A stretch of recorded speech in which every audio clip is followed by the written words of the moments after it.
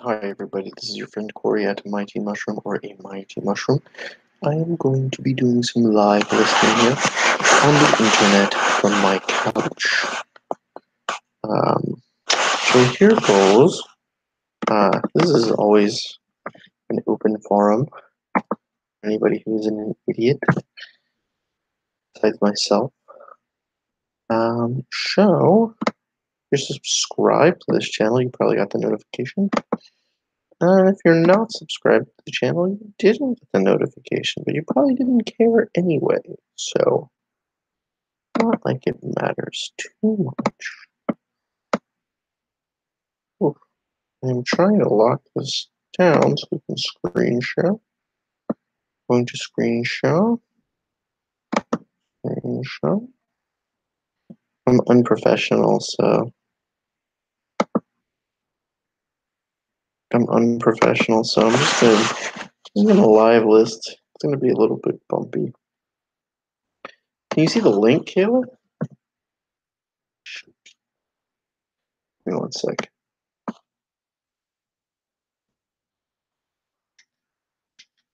Alright, first item we are listing is a bun BPR. You know, you want your buns. Talking about buns like we ain't got none. What you think I sold them all? Talking about buns like I ain't got none? I think this is like a $200 machine when you include shipping. That's what we're gonna sell it for. Oh, got that drive. Ooh, a little Vic. Oh god, this picture's terrible. We got a little fruit knife. I don't know why we have a fruit knife here. This is like a long blade. Some of these Victorinox like collectors, weird editions can go for really good money.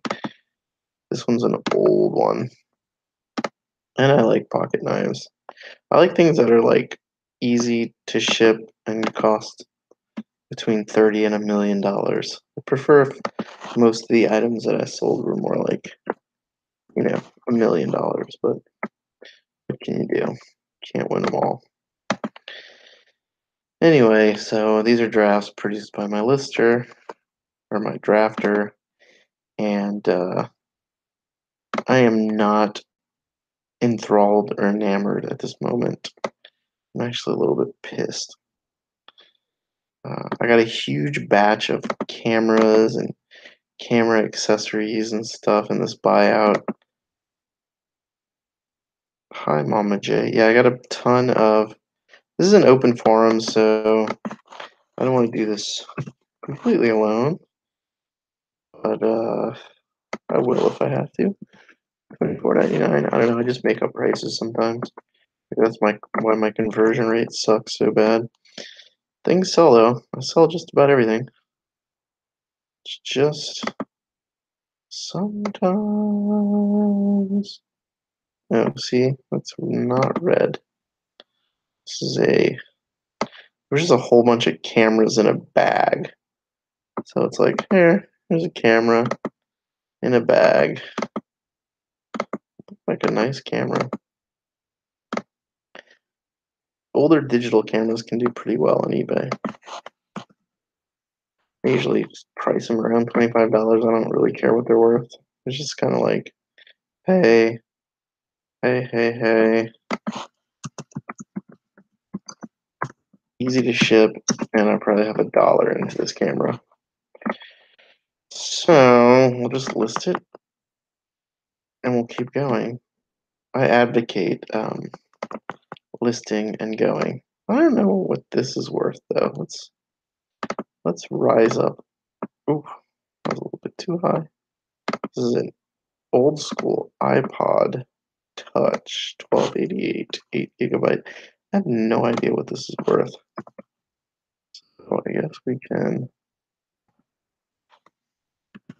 go eBay action. Let's see. Well, they don't sell for very much. 35 bucks? Eh. 25 bucks? Ooh. Well, those suck. Won't be buying any more of those. This also came in a lot, like a giant bag of electronics. ton of money into it, but it'd be much nicer if it went for a little bit more money. Mama J, I have 2 employees at this point.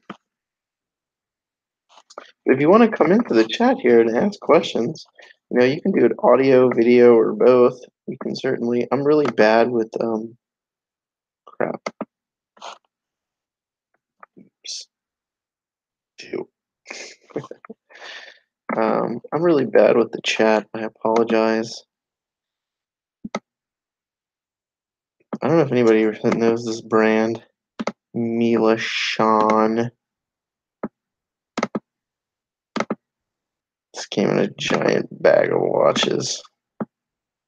Women's watches never do as good as men's watches. I think this is like a pretty strong designer, Mila Sean. I'm not going to go back. I'm just going to confidently price it at, well, who cares? Let's take a look. eBay has been messed up all day. Mila Sean watch. Oh, looks like I looked that up already. Oh, damn. From Adrian WTF. I don't know who that is.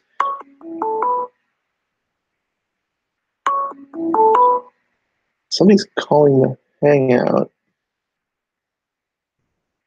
Oh yeah, watches are still in it. Look, that's the same watch going for 120. Somebody's trying to call the. Somebody's trying to.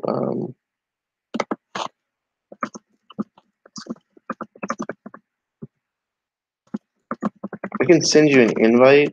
I don't know what's happening. Like it's trying to go through my phone for some reason. So maybe I need to log out of Hangouts real quick. Hold on.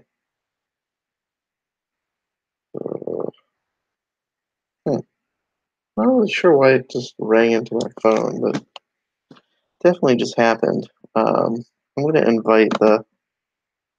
Stop screen sharing for 1 sec. Oh, can everybody? Oh, that's weird. Turn camera on.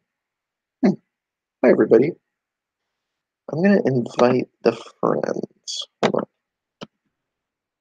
on. Jacob. Let's get. Oh. Let's see if we can find Evilos. I don't know who else comes in here. Anyway, everybody's invited. I'm going to go back to screen sharing and we're just going to take a look at some of these. Hey, Lauren. This is hard to do by myself. I'm so not good at this kind of thing. Oh my gosh, it's Elliot.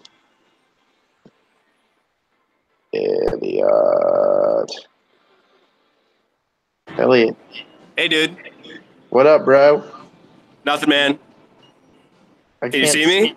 No, I can't see you, and it's making me so nervous. Oh, can I get video on this bitch? Yeah. There we go. What's up, boy? Where you at? I'm in Vegas, homie. Damn, fool. You looking good. You looking good. What's going on, man? Chills milling. It's been a while since I did a show last night, but I was so salty I had to stop it because I was about to start tearing people's throats out. Right on, man. I saw the call come in, but I was already fucking. My buddy's been in town for a couple of days, and we've just been drinking nonstop, and you know how it is. Just keeping the good times rolling. How long have you been in Vegas? You degenerate? No, we've been hanging out in Phoenix, but we just drove in today because we have like a business meeting tomorrow with a guy who flew in from London. So we're just here, working. Nice. We're working on a new business.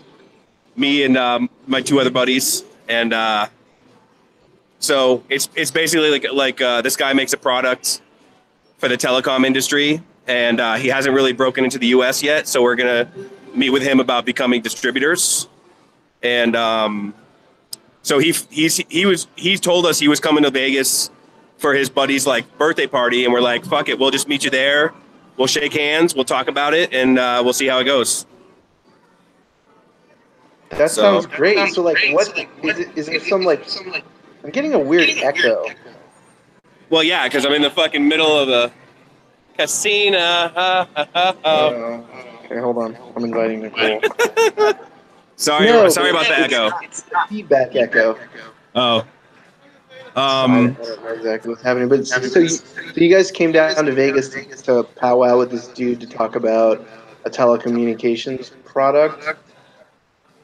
Correct. So he's currently only in like the UK and China with it. He hasn't broken into the US market, and he was looking for people to possibly help him do that. Is he legit? Well, that's what this meeting's about.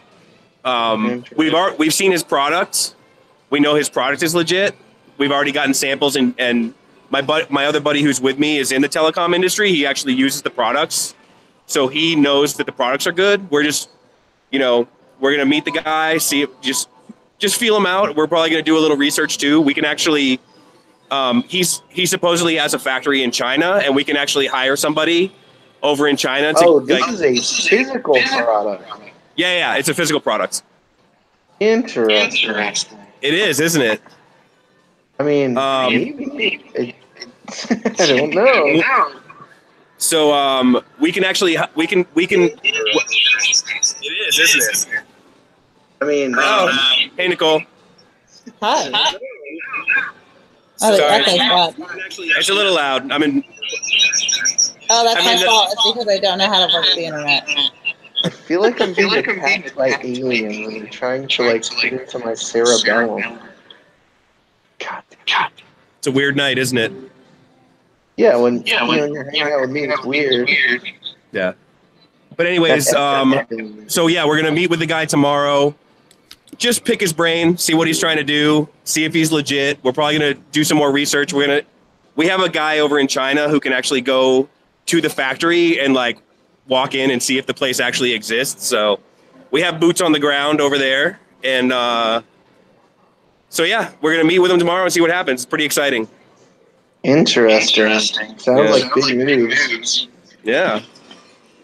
But and other than that, I got my eBay store up to 100 items. Let's go. Let's go. Making sales. But it's really fucking loud in here. I just wanted to hop in for a minute and say hi, and I miss you. And I miss you too, buddy. Dude, next week, well, after I get back from Vegas on Wednesday, shit'll be a little more quiet, and I'll hop on and we can hang out. Yeah. Well, you know what? Next week, when you have time, we'll dedicate the first 30 minutes to me and you talking about shit. Sounds like a plan. Did you miss me too? Did I miss you?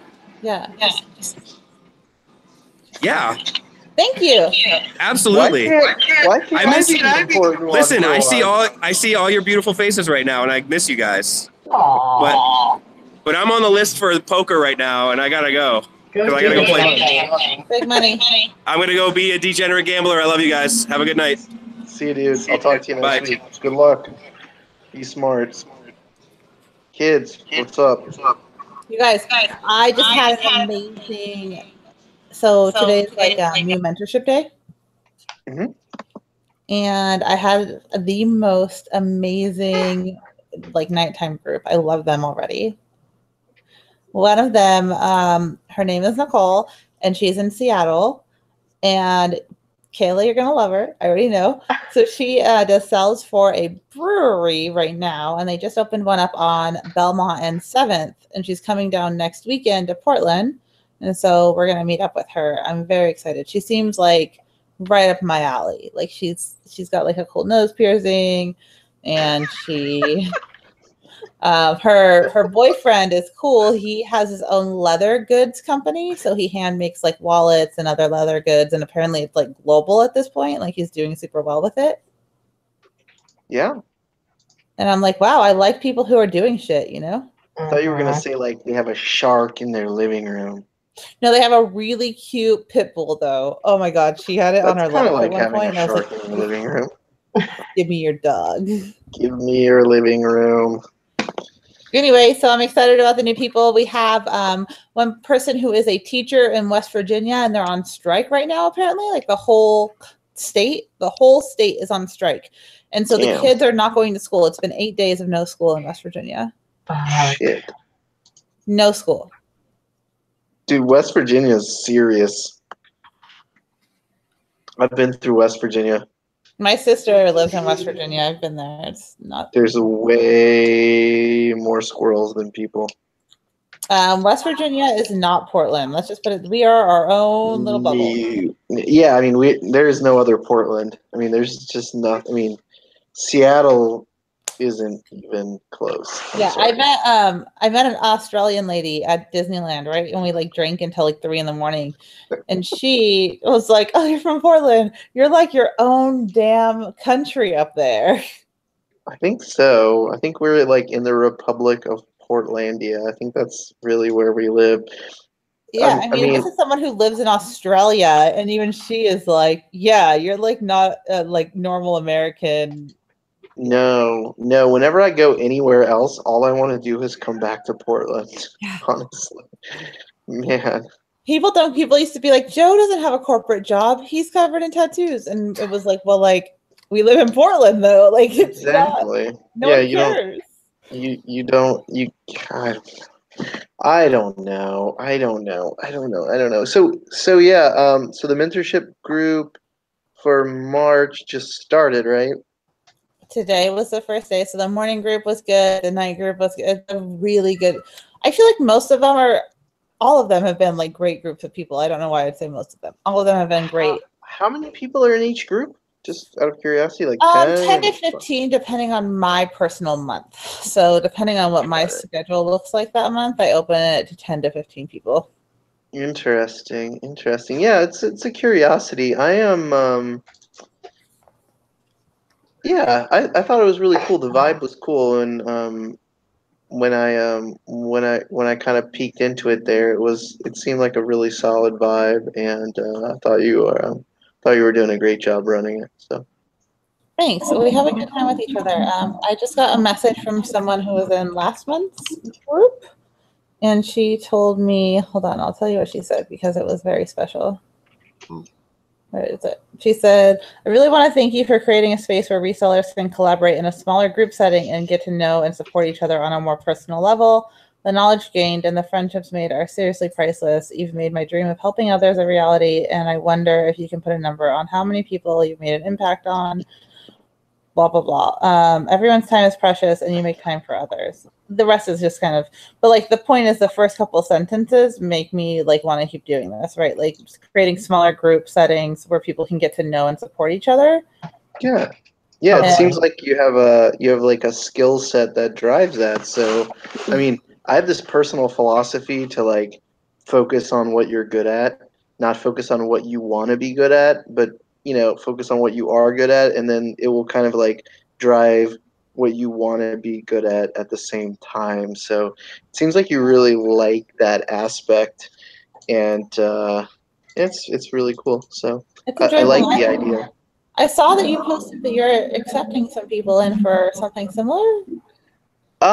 Yeah, I'm gonna do and so it's gonna be, how do I describe this? So I had a lot of people who weren't in Portland, so I wanted to take somebody who was like had the drive but didn't have the experience, and like through showing them how the business works and how the accountability works and how I run it, like I felt like it would drive me to like understand where I was going and how a little bit better, and at the same time I could gain some insight by kind of like mentoring somebody else, just a single person locally, and then one other person outside of Portland.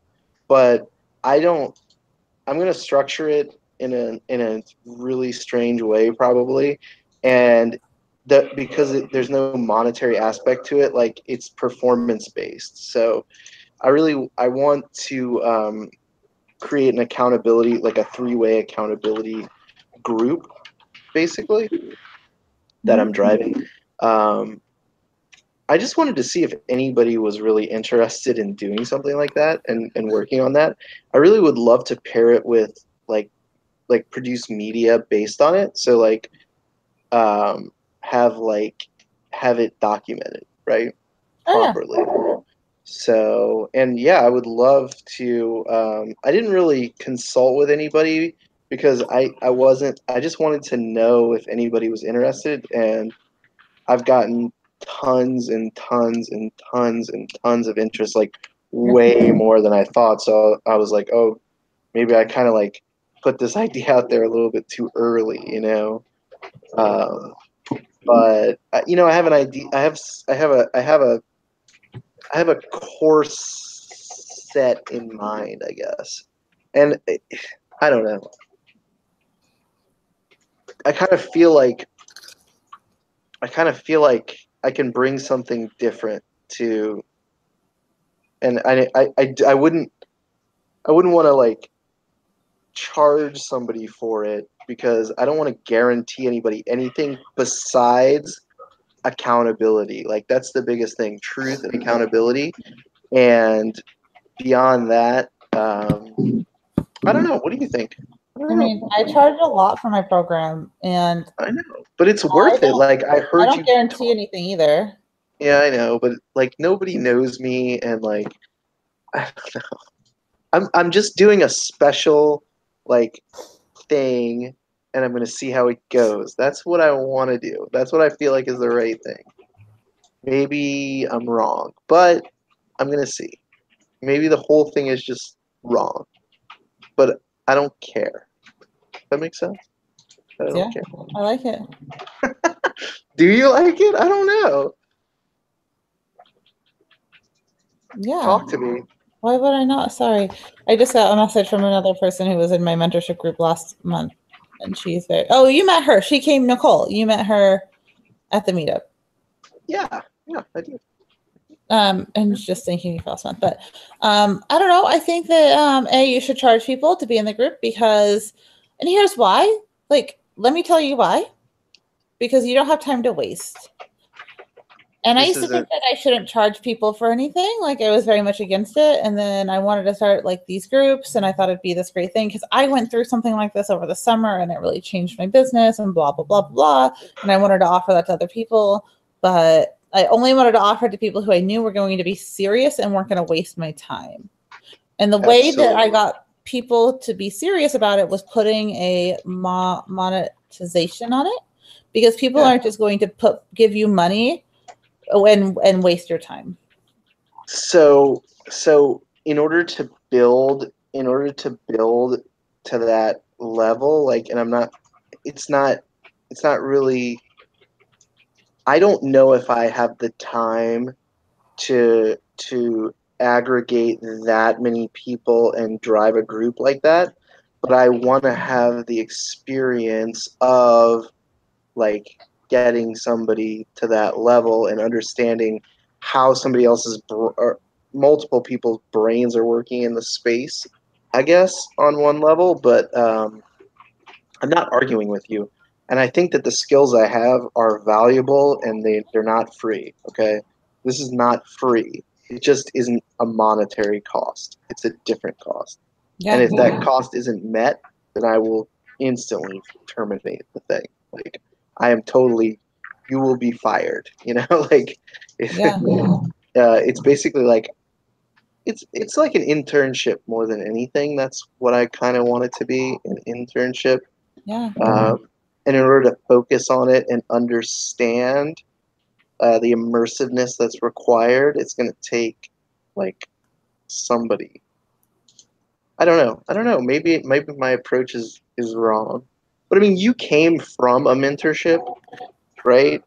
And then that helped you build your mentorship kind of service. Like, right.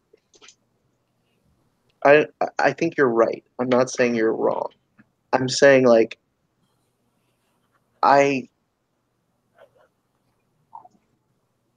what am I saying? You want to get your feet wet before you dive in? Right. What's up? I built my mentorship program exactly off what I was in, almost to the T, right? And so And I knew it was valuable because it added so much value to my life that I thought I could add value to other people's life. You haven't been in a program and you haven't built a program yet. So you want to build it before you, and make sure that you enjoy it, right? Like if there's no monetization behind it, you're not stuck in it, right? Like if you say, "Oh, I'm done with this tomorrow," you're done with it. You can walk away. No harm, no loss. No harm, no loss. And like, but I am, and you know me quite well, like I am dedicated to bringing value and like, and accountability to every relationship that I like build. And this is more about like, I don't know, it's about understanding myself in a certain way too. So understanding my capability of doing something like that. I don't know. I would take your program. What? I would pay for your program. I would pay for yours. Are there any spots open in April? No, I think there's one left, but you can't have it because Kayla's in it. Only one of you at a time. I can only take one of you at a time. I don't blame her. I'd be busting your balls all the It would be awful. It would be bad for everyone. Oh, yeah, I will do a one-on-one Corey mentorship. It would be like in elementary school where you had to get separated. Be like, no, you can't sit together. You have to sit. Kayla threw a peanut at Touching me. Oh my gosh, okay, can I tell you about some of the other people in my group this month? Because I have a girl in London. That's awesome. She's so cool. Yeah, she's super cool. She's in London and she just left her job last week to go full-time on eBay, and she's really cool. We have a college student who's 21 in the group tonight, and she's full-time college. She's not spending any of her money, so she sold a bunch of her stuff, and she's still living at home. She lives in the Bay Area, so she's still living at home, and what she did was she sold some of her clothes, and then she put that money into a bank account, and she only has been reinvesting the money that she makes. She hasn't spent a single penny of it. Nice.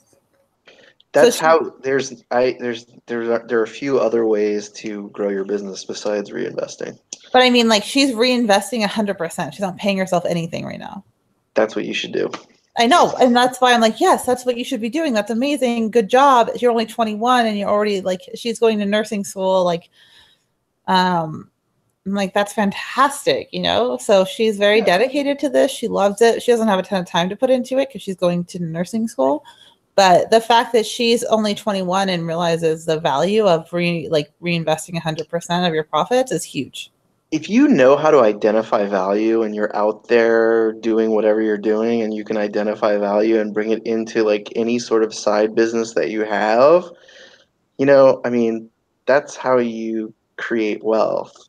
I mean, it's just selling a whatever that you bought for $5 and sold for $50 on that scale is the same thing as like buying real estate on another scale. It's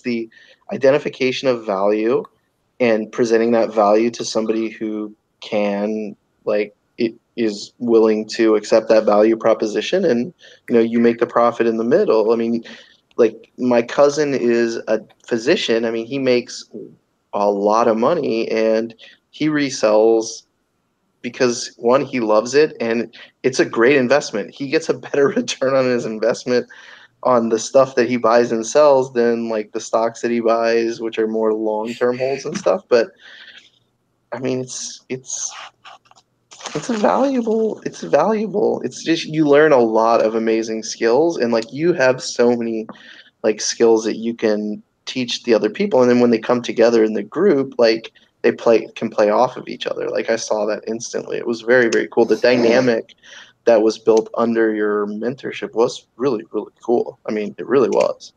I learned just as much as everyone. As you should. I mean, if you're not, then that's not good.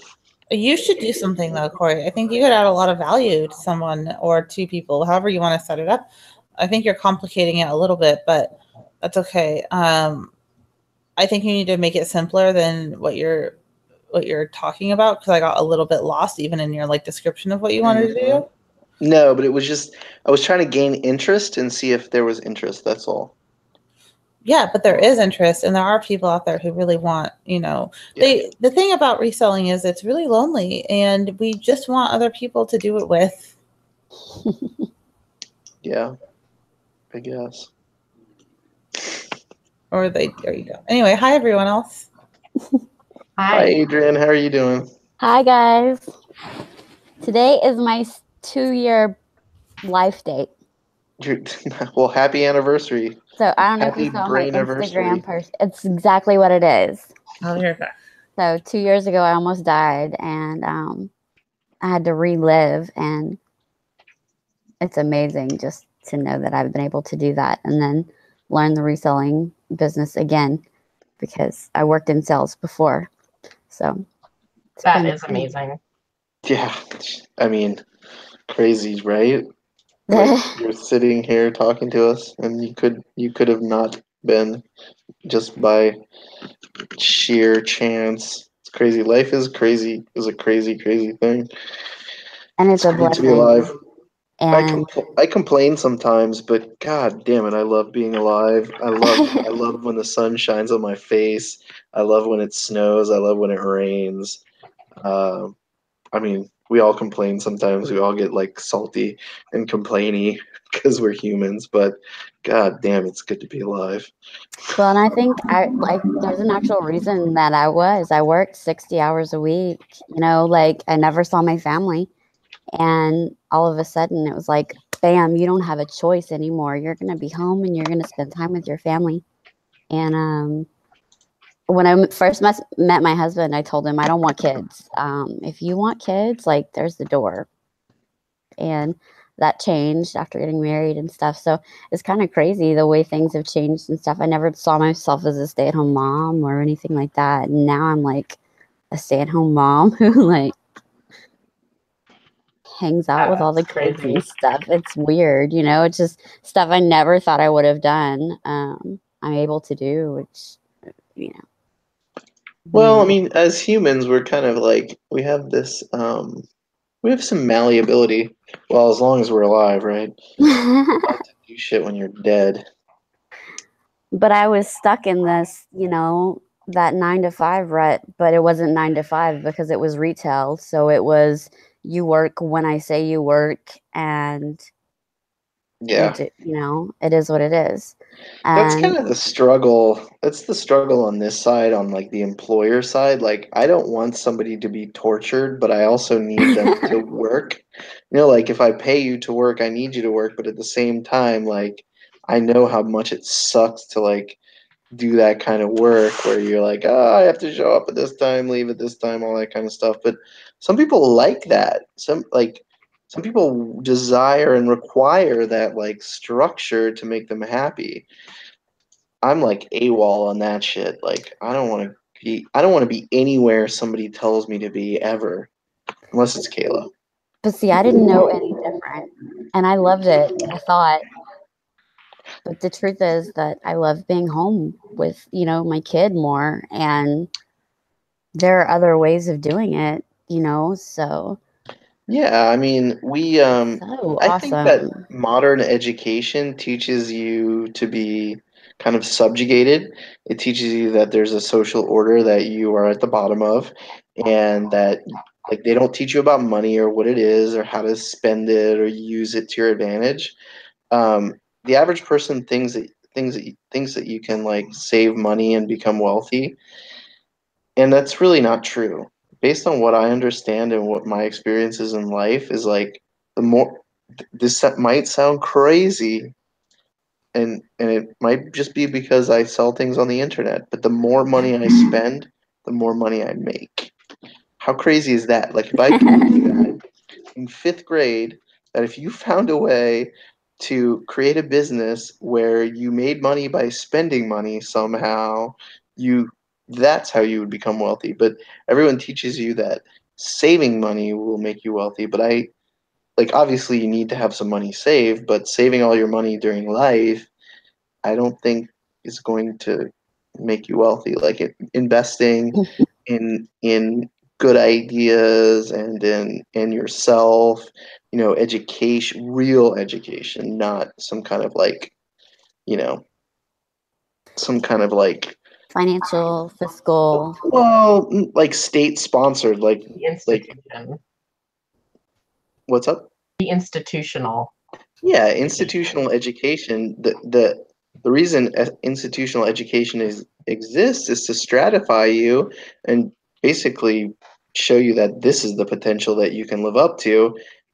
And all of a sudden, like the ideas that you may have formed have been quelled because you're like, oh, well, I need to fit into this mold, you know?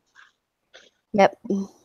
So yeah, I mean, and when you start to make decisions for yourself in life, like actual real decisions, not like whether you're going to go to work today or not, but whether you're going to like change the way that you live or modify your life or make somebody else happy or, you know, like there's a lot of things that are much more important than money. Even whether or not you're going to live. Yeah, yeah. I mean, that's not even a choice, obviously, sometimes. Like, you may be at a point where, you know, you don't get to make that choice. Like, you have to succumb to the will of fate, you know? So, I mean, life's a complicated thing. I don't know what I believe as far as like what happens after like death. I feel like I'm like made of some kind of I feel like I'm made of this weird I feel like I'm made of energy and like I'm connected to everything in this weird way. And I don't know how I can describe it because it probably doesn't make any sense. But it's also calming because it really doesn't matter. Like, so this, Well, what's up? essentially, we're all connected in some sort of way. Yeah. So somebody And had a, luckily, we found a space where we can talk to people that do similar things and have very similar ideas or even different ideas, but we can discuss it and have a discussion about it and not a nasty somebody, conversation about it. absolutely. So this is truth and this is like raw truth. So somebody had a gun to my head, right? In real life, this is not, I'm not making this up. I was on the streets of Buenos Aires and somebody had a gun up to my head. And it's weird. I didn't fear death. The only thing that bothered me was that I may not see my daughter again or grow up. Like that was the only single thing I thought of. I didn't think of anything else. Nothing. Literally nothing. So from that point on, like that is obviously my daughter is the most important thing to me on Right. earth. You know, it's undeniable. Like Right. I was put in a position, it's almost like fate put me in that position. I was like, hey, refocus. This is what's important, you know? So crazy. That's Crazy. exactly what happened to me, I feel like. Is, Yeah. you know, because she Yeah. was in first grade then, and now she understands like so much more as far as like special needs and understanding special needs and things like that because she went through the rehab and stuff there and now spending so much time with her and watching her grow up, you know, just she's 8. So, and I know your daughter's around the same age. So it's just this amazing age where you can teach them so much stuff and teach it in a better, more fun way than the schools do. So it's been a lot of fun to be around it, to be able to be a part of it. So Absolutely. Well, life is a great and interesting thing. I have to do something here. I need to kind of came on that was very tangential, awesome and interesting. And I don't want to derail that conversation, but sorry. at the same time, I'm going to start to we're going to do some reseller stuff here. I'm going to screen share and maybe if I can do this right, you guys can help me. We can kind of have a listing experience here. I don't know if anybody has heard of this designer, but God, this is an ugly watch, right? It's ugly, but in like that way that people like ugly. Well, some of these are like several $100. Let's see if we can find it. Mila Shawn. Has anybody in the chat heard of Mila Shawn watch? Let's check it out. This was just in a random bag of watches. It's the same watch. Somebody's asking 120. It says the MSRP is 775. So they're not cheap watches, but the question is, Souls? exactly, have any sold? That's No. weird. Yeah, isn't that weird? Apple Watch. So I highly doubt that I'll sell this. So based on that information, so people ask why I price things sometimes in a weird way. Like, I really feel like this watch is worth like $29.99. Have you ever? Do you ever do auctions? Yeah, I do auctions sometimes, but I don't know, on obscure stuff like this where there's not a lot of solds like that, but there's stuff on the market, I try not to do auctions. Yeah, I don't think I would do an auction on this either. I just wasn't sure if you did them at all. I do them sometimes, so I'll do like big items on auction. So like, Nintendo items, Apple items, the big names, so I can draw stuff into my store. My conversion rate's like 1% right now, and I need to figure out how to change that, like, fast. Because I have amazing. I really do have. This is a Judith Ripka watch. Look at these. These have actually sold. I need to figure out. Oh, here's one $40 at auction. 48, 45. Oh, cool. That's a good one. Looks like a good one. Judith Ripka. Have you heard of that? I've heard the name. I mean, it's not. It's a cool. I mean, it's a good colorway or whatever. But yeah, so I need to go watch Nicole's videos about increasing conversion, because that's one thing I'm lacking in right now is like I have a lot of great inventory. Did you say conversion? Yes, I said conversion. Someone call me. My conversion rate is 1% right now. Ouch! eBay's not showing your shit to anyone. Thanks. Thanks for being so Basically, sensitive. what she's saying is sucks to be you. Yeah, I know. She's so mean to me. I'm so nice to Nicole, and she's so mean to me. I mean, you want me to baby you? Like, oh, Corey, 1%, that's not so bad. Like, let's see, how can we fix that? Is that what you want to do? Even mine is 1.3. Well, kiss my ass. Why you guys got Awesome. such bad conversion rates? Because I don't know. like to sell things for cheap. Yeah, you gotta sell things. I don't want to sell things for cheap. I don't either. I'm happy with my average sale price, though. What's So your I'm average not sale worried price, about my Kayla? conversion rate, huh? What's your average sale price? I don't know what it is right now. I have to check. I haven't checked in quite a while. It was like 27, something like that. I think my vintage store is like 48 or something, 50. Okay, cool. But your conversion rate's lower though. It is. Got it. So yeah, my average sale price is like between 47 and $48. Do you guys watch Eat Sleep Their stories yet? Because they're hilarious. Sometimes, but I don't think they're that funny. Okay, well, Big watch, by the way. did you see this today about the guy with the boot and the croc? Because that's hilarious. Yeah, that was pretty funny. What are you talking about? Okay, look at it. Hold on, I'll show you. Let's see if it'll pull up. Swooping in. Check this out. A croc and a boot. Swag. Croc and a boot. The guy is playing basketball with a croc on one foot and a boot, like a broken foot boot on the other foot. So I traveled across Vietnam, the entire country of Vietnam, with only a pair of Crocs, and then one day I left them outside of some place and they just disappeared, and I don't know what happened to them.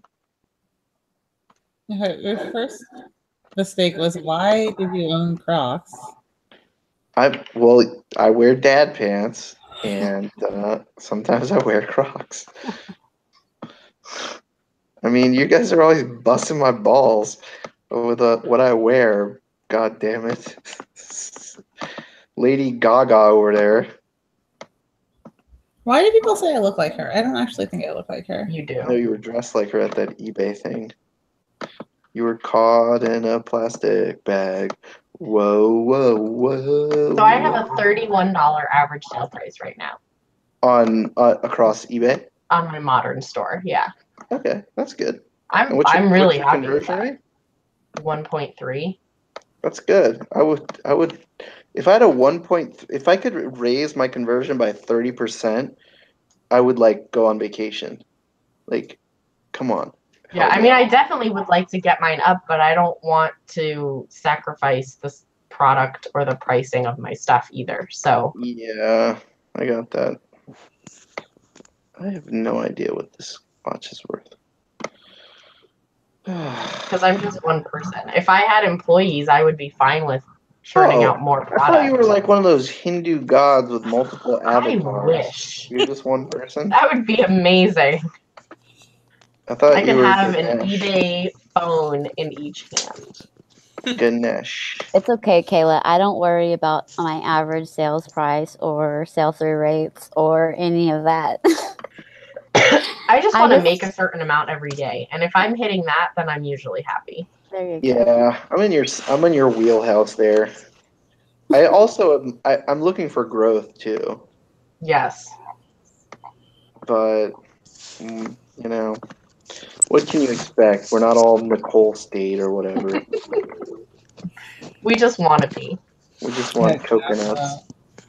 I Just won't wanna be- lie for being in that learning state still.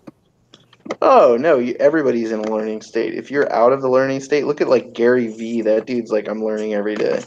Yeah, but I'm not in like a money-making state by any means.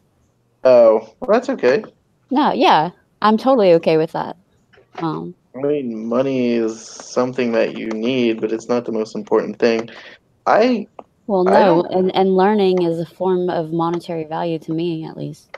And it depends Well, on what where the more you value. learn, the more you can bring your expertise to the market if that's what you want to do. But I mean, there's sages who are like so insanely intelligent and mindful, and they don't even have possessions, you know. So when people link those things together, like for the lifestyle that I live, like I need money, unfortunately.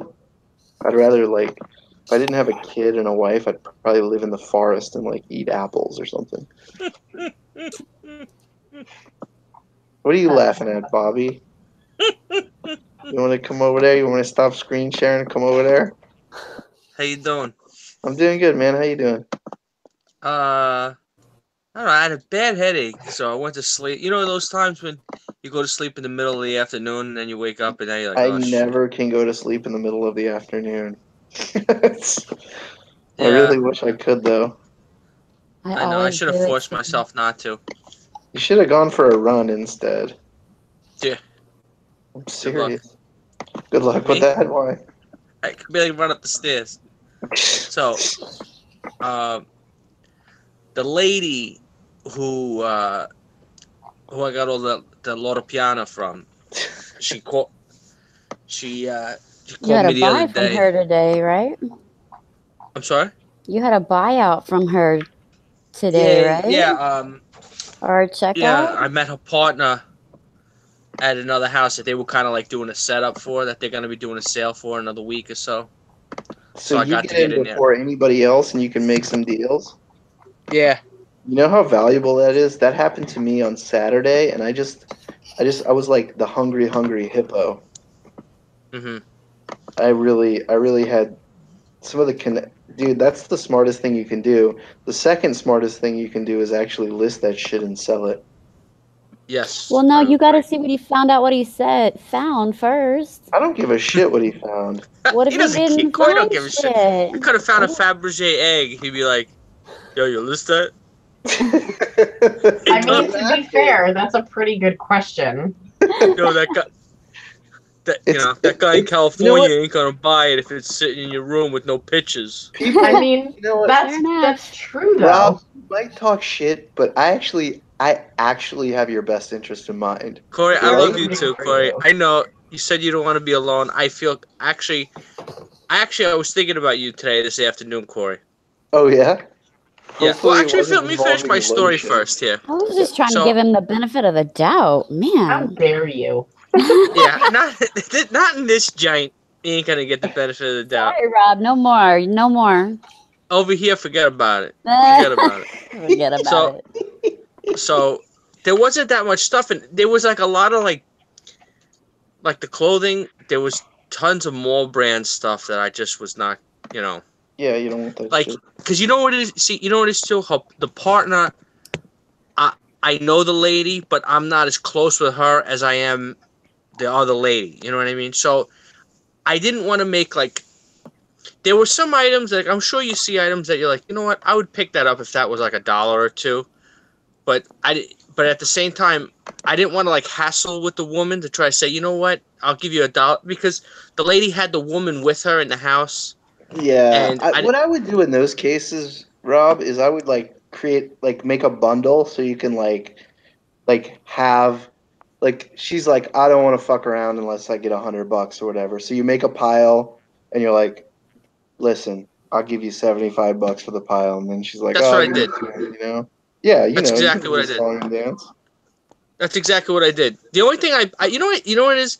The only thing that I passed up on was do you know a lot about iPods? Oh, a little bit. There was a 60 GB. I don't know if that's a Those good, are bad, really or ugly. good. Like But, the chrome back on it. Yes, correct. Yeah, those are good. Those are highly sought after. Really. But the thing is, the back was like scratched up. I don't know if that means anything. No, they're this really soft mirror finish aluminum, so they just get scratched. It doesn't. You could put it in your pocket, and your pocket could be made of like air. You could have air pockets, and it would still get scratched. They just That's get exactly. scratched. You're 100% right. That's exactly what it looked like. It looked like there was a million, like Yeah, tiny there's no- scratches all over. Yeah. there So it is. like, because what happened was I was kind of just going through the house looking for the clothes. I didn't, because also this woman, I think she might have been previewing for other people too. So I don't want to feel like I'm like, got it. so like I kind of didn't want to like. I kind of was as I was going through the clothes, I was peeking at the other stuff. But then what happened was I was probably gonna buy that iPad. I probably could offer like $10 for it. I wouldn't offer 5 or something 3 In because those at the same cases, time. too, it's like if you're like, well, I might not get invited back unless I buy something. No, like, put no, up 50, make a pile, take $50 worth of stuff, and go donate it or whatever. No, that's what I did. I paid. I bought like $60 worth of stuff. Yeah. And Yeah. there was Yeah, one you did item the in there right that thing. was really good. That one suit that sells probably easily for like 150 in there. So Good. there was you one good. have to extract some value, or you're not. Oh gonna yeah. go Oh no, away. I'm gonna make money. No. I'm gonna. It was definitely worth it. I'm gonna make money with it. But it wasn't like when I left the last time where I was like hyperventilating, like, oh my god, I can't believe I have all this stuff. I can't believe it. It wasn't like that. Yeah, I mean, you can do that, 5, 6, 7 times a year though with different scenarios. I know that you really only, clothing is your big deal, but it's funny because here in Portland, like people live a different lifestyle and their wealth isn't in clothing like that. You know, we have like lots of like electronical kind of gadgets and gizmos and doodly wax and dingly dongs, and that's why I sell that kind of stuff because it's just everywhere. Well, you like I'm not gonna walk into a house in Portland ever and find 15 Loro Piana jackets. It's just not. It's never happened. Yeah. I've found awesome stuff. I find Gucci stuff all the time. I find Chanel stuff, but a single piece or a couple of pieces. Yeah. But what was I saying? Like with the thing with the iPod, the first thing I said to myself is like, even though I looked it up and then I know it's worth decent money, but it's like, I gotta find a charger for it now. Then I'm like, you know what it's gonna do? It's hard enough for me to list stuff. if I have something that I can't test it out, forget about it. I'm like, Oh Good yeah. on you know for what I mean. realizing that though. what? Yeah. Good on you for realizing it. Well, Yeah, I I had to was stop. You gotta like, it's like that last donut. You're like, getting I the can't stuff eat it. that's You know. in the box, you know? Oh no, not. I bought something else in a box, some kind of organizer. It was weird. I looked it up. This was at a sale the other. I couldn't believe it. It was like on a 2-day sale at the end of the day. It was still there. Some kind of I don't even know what the hell it is, but it sells for like $60, and I paid for like $10. I'm like, I can't believe this is still sitting there. It's brand new, Yeah. sealed. I mean, sealed is a no-brainer because Dude. all you gotta do is scan it or look it up like that, and So I walked into the second day of an estate sale that's run by the most popular company in Portland. It's called PDX Estate Services.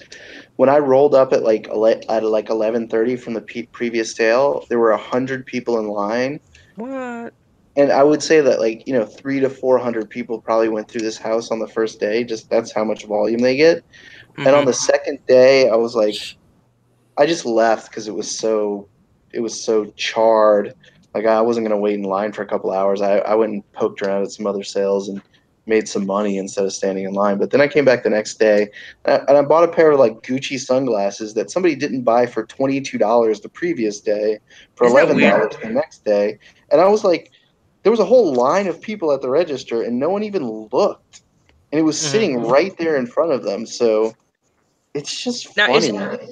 now Corey, is it usually like that where like the prices are the prices there, like say 20 day one, and they tell you ahead of time tomorrow's going to be 50% off?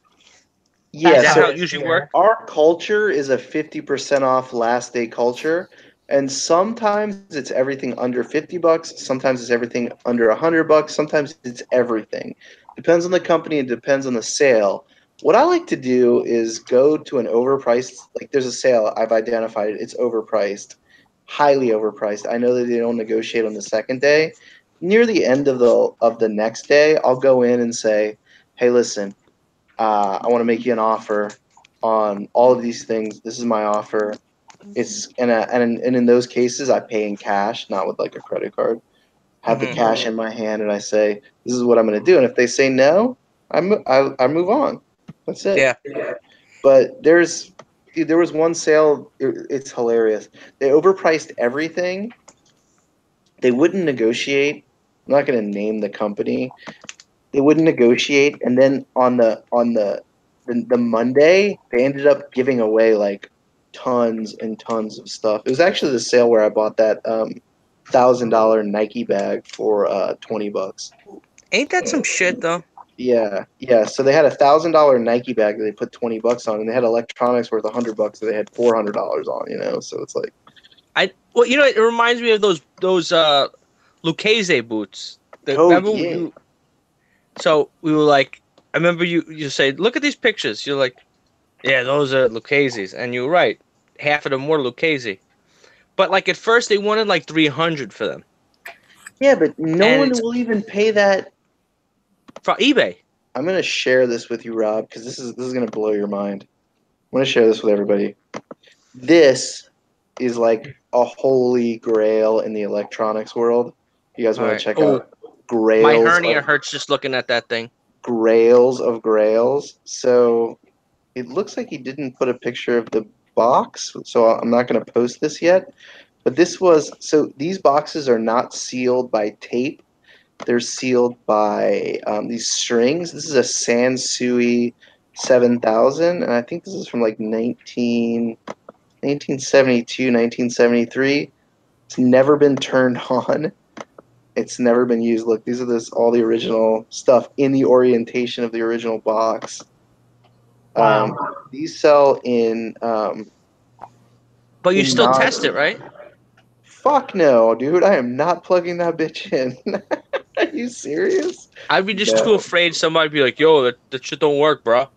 I sell it. I will sell this in the original packaging like that, and I'll sell it as is, and I'll still make a ton of money on it. But Oh, yeah, even so like as parts or not, like not. I don't mean as, but you'll put in there not tested, right? You'll type that in. it's in the original packaging. Yeah. So I was gonna list this tonight, but for some reason you didn't put the exterior box. But that's okay. The box is there. But you see the tape on the side of it? Hmm. Crazy. The silica gel, like this is the cleaning pad for the glass that's Sansui branded. All this crazy stuff. I mean, people go nuts. Yeah, I that's don't good. You have the paperwork. That looks minty fresh, you know. No, dude, it hasn't been opened. Like I had to pull it out to take pictures of it, which I didn't even want to do. You And it was know, at the estate sale or the thrift store? I got it at this estate sale where I kind of got in first, and holy crap, I paid $200 for it. But the last one that sold in the original box, and it was pretty heavily used without the manual and stuff, sold for like $650, I think. Yeah, those things. Some of them the right, but and the money's all in the number. You have to know the right number. Like the Yeah. 500 series could be worth crap, and like the 800 series could be worth Let's like just look up the triple the price Sensu or whatever. 7000. Here's one. 5 hundos. That's not the same unit though. This is the same. This is the unit, but this one is obviously heavily used An auction. and at auction. Yeah. So it went for pretty solid. Went for a pretty solid price. Look, you see all the dust on it and stuff. That's what people see the scratches on the top. You're not gonna get one. You're not gonna get one with the silica gel still in the box from the factory. And the papers. The papers. You got the papers. Yeah, I wanted to look up what the manual was worth. Sansui 7000 manual. That's a 6000. That's a G7000. They don't even have a manual for sale for the 7000. That's a QA 430. What's that? Is that it? 430. No, this is the G7000, but as you can see there, you'll see that there isn't really.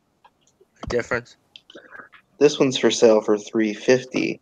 But With a lot are of you gonna- watches. I like that. You like that? See that? Yeah, I know, but it says near mint. Look, he's got this stuff, but he does not have the box. The difference on these things between like mint and near mint can be like double. Yeah. You know, mine could potentially sell for 700. I'm thinking 6. All right, I gotta go, guys. I'll talk to you later. Good night. Yep. See ya. Be sealed. So now, how heavy was that mother? This thing weighs a lot. Yeah. This listing sucks. I Anyway, had we'll bought come one back of to that those. one. I don't know, was it a Pioneer or Ken? I don't know, one of those. I think Pioneer, but it Pioneers wasn't are pretty one of good. the really expensive. It was one that was worth maybe like 200 or 150, and I got it for like 30 or something. I mean, it wasn't like, Yeah, super I score. mean, seriously, you don't find that every day, and I had to pay up for it. It wasn't free by any means. But one of the channels was bad. I don't even know what a channel is. And it's like, oh, one of the channels is no good. So whatever. Yeah, I don't know. I mean, I got a ton of "Don't Die" live on YouTube. I don't know what does that mean. Gonna die. Anyway, Rob. So, did you sell anything today? Yeah. I mean, nothing extravagant. A couple of blazers. What the hell I sell? Nothing too fancy. A jersey I've for been like struggling. $20. I've been struggling a little bit. I only made like 6 or 7 sales today, Mm-hmm. and God, it really, really. I don't know. I just had a weird day. I'm not feeling a little down in the dumps for some reason. I'm not really sure why, but it happens. You know, you go through cycles. Isn't that what you're saying? Are you feeling lonely? Is that what this No. is talking about? No. I'm just not. I'm feeling like the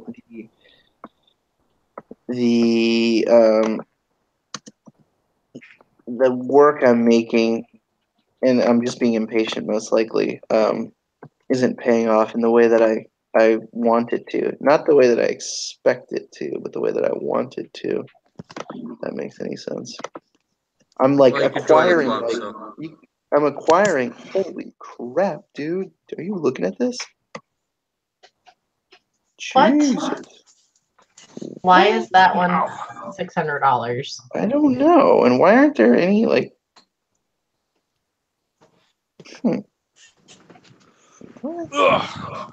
That really seems weird. like a crazy amount. That can't be right. I'm like, what? I think they're worth about $50. That one's got the cool rechargeable pack to it, though. But maybe it's because it has that rare Pokemon game or something. I don't know. $350. What was that? Launch edition. It's in the box, though, dude. Any of this Oh. stuff is so culty when it's in the box. Really? Yeah. They put it on their shelf like 40-year-old virgin. A lot of them for parts. Like the 40-year-old virgin, exactly.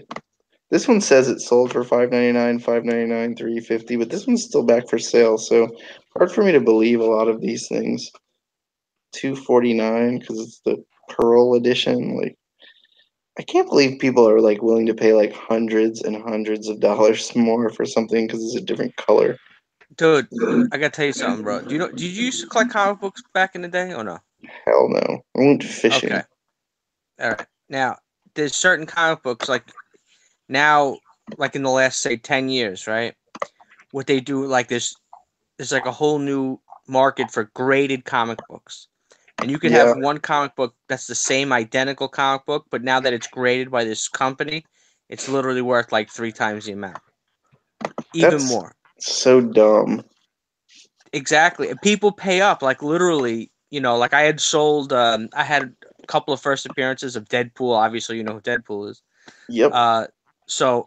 And I sold it. I'm like, you know what? Maybe I should have had it graded. I'm like, I could have got double the money, Well, you would have had to and I pay was just double like, the money to get it graded.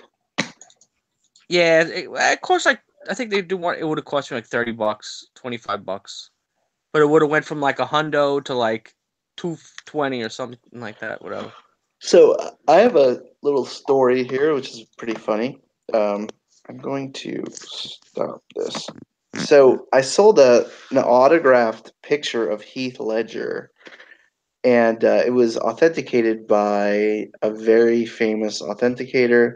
It's actually Golden Age. It's in Seattle. I think they're in Pike's, Pike Place or whatever. Place, yeah. I think they're in Pike Place, and they've been there since like the '60s or something. Yeah, they're So it was- real big down there. Did you sell it Well- before he died or after he died? What's up? Before he died or after he died when you sold it? After. I just sold it last week. Okay. So I just found it. So I went to this sale of these guys who buy storage units, and they were just clueless. So clueless. They weren't even selling things online. They were like bringing the stuff to like live auctions. They didn't even know what they had. They thought the stuff that was valuable was worth nothing, and the stuff that was worth nothing was valuable. You see this all the time, especially like the hoarder mentality. Like, I can't sell that for $15 because it's worth $20. You don't. Yeah. You don't want to. Dude, I gotta cut you off for 1 second. That the biggest like thing that I don't see anybody talking about people talk about sourcing. People talk about garage sales and they talk about thrift stores. Those guys, like how you said, the locker guys. Those guys, literally, I call them up all the time, and they always have stuff for me because if you think that we have death piles, anybody who's watching, guys who buy lockers are degenerate locker buyers, and they literally will buy like as many lockers. They have death buildings. Yeah, they got death building. Dude, they do. I've bought stuff from guys who've bought storage units for like years and years and years and years and years. And there was one this dude. So lead. This is a hilarious story. This guy had like a ton of lead, just like lead ingots, and he was like, "Oh, nobody will buy lead," and I'm like, "Do you want me to get rid of it for you?" And at the time, it was like $2 a pound. Yeah. And seriously, I got like 1,000 pounds of lead. I mean, they just pile stuff up like copper, bales of copper, pieces of this, pieces of that. The thing about storage lockers is you can, before you get spun up, like before they come and crack that locker off, you can get in there and take the valuable stuff out. People do that. They leave Yeah, the but trash if it's behind. too much crap in there, then they don't do it. Or if it's big, they leave the big stuff behind too. Like you get a lot of appliances and shitty ass furniture and Mattresses. match. Ugh. That's why I said it. Set that shit on fire. I bought several storage units. Never one with a mattress, just because I don't want to touch the mattress. But the most the predominant item that you find in storage units, I would say there are two things: drug paraphernalia and porn. Yeah, tons. Well, yes, Tons. because it's what people are like hiding. Oh, maybe you're right. It's the stuff that they're getting married or moving in with a girlfriend or whatever. So they've got to move out their stuff. So what's the stuff they don't want to bring to their new relationship? Their Debbie porn does collection, that, probably, yeah. their letters from their old girlfriends or whatever. Like A lot of letters. I found a lot of letters, dude. So many That's what it magic is. cards. I probably found 7 million magic cards in storage lockers. Another thing you don't want to bring to a new relationship with a girl. Oh yeah, yeah. Is what, Magic the cards? Mm-hmm. Magic cards. Good God. Drawers and drawers of useless magic cards. And these the guys have original. rock T-shirts. You'll find rock T-shirts from these guys. Yeah, you find a lot of clothing, but it's often dirty. There's no middle ground in lockers, dude. Either it's organized and awesome, or it's garbage that's thrown everywhere. It's very few that in between the two. So Coy, there's a guy in my area. He's actually in Queens and in New York City. And what he does is he does videos like how you do screen shares, whatever. Mhm. And what people will do is, like, let's say, all right, I live in Portland. You give them your zip code, and what he'll do is he'll do like a live share, whatever it is, and he'll go over. You remember how, like, when you were going over that estate sale with me, I was like, oh, here's the address, and you were looking at the pictures, like, oh, that's that. What he does on his videos, he'll go through the locker, like the outside of it, like, so, like, all right, tomorrow you're going to the locker, and he'd be like, you see that back there? They're hiding shit. He's like, that's a bed back there. They're putting a blanket over the bed because they know you're not going to bid on it, but I know I can tell by the shape of that's a bed back there. Don't buy this lock. Like little tips like that. Like, don't buy it with the bed. I mean, Wade at Wade's Ventures, he bought like the locker of somebody who worked at Nike forever, and he got like hundreds and hundreds of pieces of vintage Nike in a day. And I tried to buy some of it from him, but he wouldn't sell it to me. I was really jealous. I was like, "Oh my god, I have to start buying that." That was like one of those things where I was like, "I gotta start buying lockers again." Oh. I love old school Nike stuff. I never really wear it, but I just like it. It's so dumb, and people love it so much, even though it is dumb, and that like intrigues me. Are you gonna start going to some places? I don't need to. Like, people are coming to me asking me to buy shit every goddamn day, dude. I'm gonna run out of space. I thought it would take me until the end of the summer to be full, and maybe that has something to do with my low conversion rate. But if I keep growing, I don't need to raise my conversion rate. I just need more stuff, right? Yeah, if you have more stuff and you have the same rate, doesn't matter. You're gonna make the same scatol. Exactly. You gotta just figure out what your Hunanny is.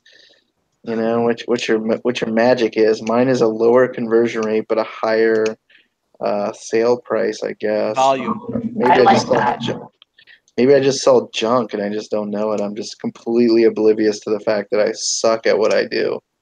And that's another thing too, is those locker guys, they'll go to the flea market. I tell people all the time, like, yo, you can go sourcing at the flea market. And they're like, what are you talking about? I'm like, no. Because half of the guys, especially by me, they're storage locker guys. That's what they do. They sell, they do, or they work for clean out companies where they literally just getting the stuff, that they're cleaning out. They're From- paying to clean that. Somebody's paying them to come clean the stuff out. If there's any value, they take it out. The rest of the stuff they just scrap, recycle, whatever. Have a nice day. Exactly. Yeah. So what they do was, and like they'll literally brag to you. They're like, "Yo, this like some woman had these like beauty salon products, whatever it was. A woman had like a beauty salon. It had like a whole like garage full. He's like, yeah, I charged the lady $300 to take all this stuff. And I'm like, dude, you charged the lady and now you're selling it at the flea market? Yeah. oh, I mean, I want to get good deals and stuff, but I also don't believe in screwing people. I just don't. It's just not part of the way I live my life. Oh, clean out guys, forget about it. They literally clean you out. Because they literally are like, all right, I'll come take all this stuff. And then people a lot of times just, and I'm like, I tell people all the time, like, just, regular friends, not reseller friends, just normal people who I know, not like us weirdos. There's a section on Craigslist called free. And you know what? Gary you can put Vee it on. was talking about that if you wanted to, like, get ahead in life, just go and find free stuff on Craigslist and sell it. Yeah. But no, what I'm saying is, like, sometimes, like, if you have a ton of just crap, you want to get rid of it. Yeah. I put an ad on the free section, and I say, look, you could take it for free, but you have to take everything. Yeah. Don't just start picking through. And I had same thing with scrap metal guys. I had this one scrap metal guy. I had construction stuff that we would do in the house. There was like some drywall and there was pipes and everything. I said, look, I'll give you the scrap, but you gotta don't just take all the scrap and then leave me with boards with nails sticking out of them. Exactly. You know what I mean? They don't want to. Take They don't want to everything. do any more work than they have to do. Yeah, but you got to make them. You say, look, take everything, and then Well, I'll call take you any- again another time. Yeah, if you That's don't what my take friend any. Crystal does with estate sales. She goes in and she buys at the last day, at the end of the day, she buys all of the clothing that's left over. It doesn't matter if it's old or dirty or ugly or whatever. She buys the whole thing and they give it to her for like Nothing. Pennies. because they just want it gone. And then she sorts it, and anything that's not sellable, she'll, if it's good enough, she can donate it to charity, or she, It's a lot of uses it for work. rags or whatever. Yeah. And then the good stuff, she can make crazy profits on because she's paying next to nothing for it. I know, but when you pay next to nothing, there's always a prop. Like, Yeah. it's the amount of work that you need to do to get it for nothing. Totally. You I mean, know? that's, it's not a business model for everybody. That's No, for sure. I would no. never want to do that Me personally. neither. Even Oof. though sometimes she finds like gold, like amazing shit. Like she's Oh, got to yeah. sort through so much bullshit to find it. Dude, I mean, it's just crazy how much value we're surrounded by. I don't know, Rob, if I told you that story. Like, just on Friday, I went into a sale where they didn't realize, like, what gold was actually worth. And this was an estate sale company. They had no Like idea. AU gold? like gold? Like GOLD, like AU, like Aurum, yes, like the element gold, the Yeah. amalgams of the element gold. And I bought basically the equivalent of 1.25 ounces, actually a little bit more than that if you count it as 14, because there was a bunch of 18. So I bought roughly 2 ounces of what would be like the equivalent of 2 ounces or close to that of 14 karat gold. There was a lot of 18 and really enriched alloys in there, Mhm. like 70% of it was 18 karat gold, but it was unmarked. So they were just like, it's not marked, so it's not real. And she sold me a 7 gram. It's a 14 karat 7. It's 7 grams of 14 karat gold. It's a pumpkin. It's like a jack-o'-lantern pendant. It was $37.50. Okay, and I said to her, "Where did you come up with this price, $37.50?" I was just curious, and she was like, "Oh, it just seemed okay. It just seemed good." I said, "Did you weigh it?" I said, "Did you weigh it?" I said, "Did you weigh it?" And she said, "No, I've been doing this for like 30 years. I know what I'm doing." And I was like, "Oh, Don't can tell I me see what I'm doing. Don't try said- to mansplain, all right? I said, Okay, I said, "Can I see everything else in the case?" Everything. I said everything. So I started picking through stuff, and I just had a handful, and a couple of pieces I was not 100% sure about, but I just tested them after, you know. So Oh, nice. Just sold Versace shirt. you Versace, how much? 60. Hold on, I gotta look at my thing. Hold on. $63. Damn, that's nice. It wasn't one of those like Biggie Smalls ones. It was a no. I've got Some of one those sell big, for I've got a Karl Lagerfeld kind of Biggie Smalls. I'm asking a lot of money for it though. shocker. Excuse me? Who said that? Shocker. Are you saying I saw Yo, you stuff never for lowered the price on that on the Led Zeppelin. Yeah, I never lowered the price on that. No, I don't lower prices. Even like 6 months later. No. I have it at a crazy price. Like, when's the next time I'm going to see one of those? I don't know. Like, if you Well, I like, have it on my watch list. I don't want you to think, when is that watcher gonna convert on Dude, my I don't item? What the remember fuck? that Why I does he keep have it. watching it? why don't you just make an offer on it? It's a cool shirt, right? Oh, What do I? If you're watching it, what do I have it for sale for? Because I have no idea. Like I 200 told you bucks. 300. Oh, I have it for 300. Nice. Yeah. You can't drop it at 250. It's I not. bet It's worth he would like. take an offer. I'd take an offer for 80 bucks on it, but no one's made me an offer, so. I guarantee you drop it to $99.99, you're gonna get an $80 offer tomorrow. I don't want to do that. It takes too much work. Yo, where's a thrift shop hustle? I got a T-shirt that I gotta show him, man. Is he in the chat? He's like working. People are busy. They don't have your easy life. You know what I'm saying? People work for a living. He's been working on his Steam. Oh yeah, He's Steamer. been working on all kinds of stuff. He's been working on some custom characters. Like Chris does so much crap, dude. He does so much stuff. It's like his work ethic is so much better than mine. Well, see the power, I think, in that Steam that some people don't see, and he's really trying to capitalize on it. But then I get a little sugar in me and I start to go cuckoo a little, loopy woo woo. They haven't said anything else since It's like one of those internet trolls. Yeah.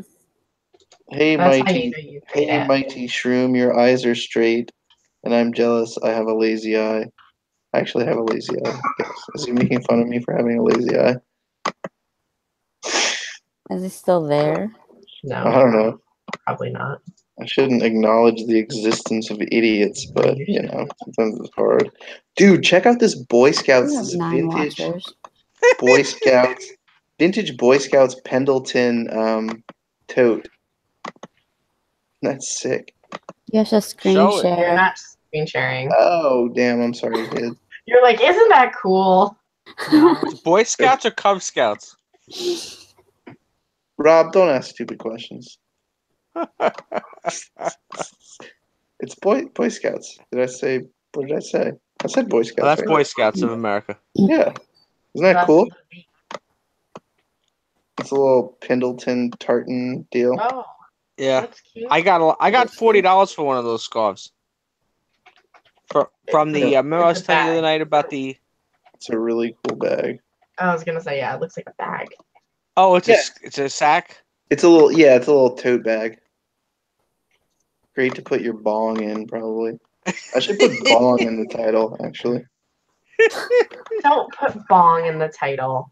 Don't tell me what to do. This is my hot body. Is that not a Vero word? What? Bong. No.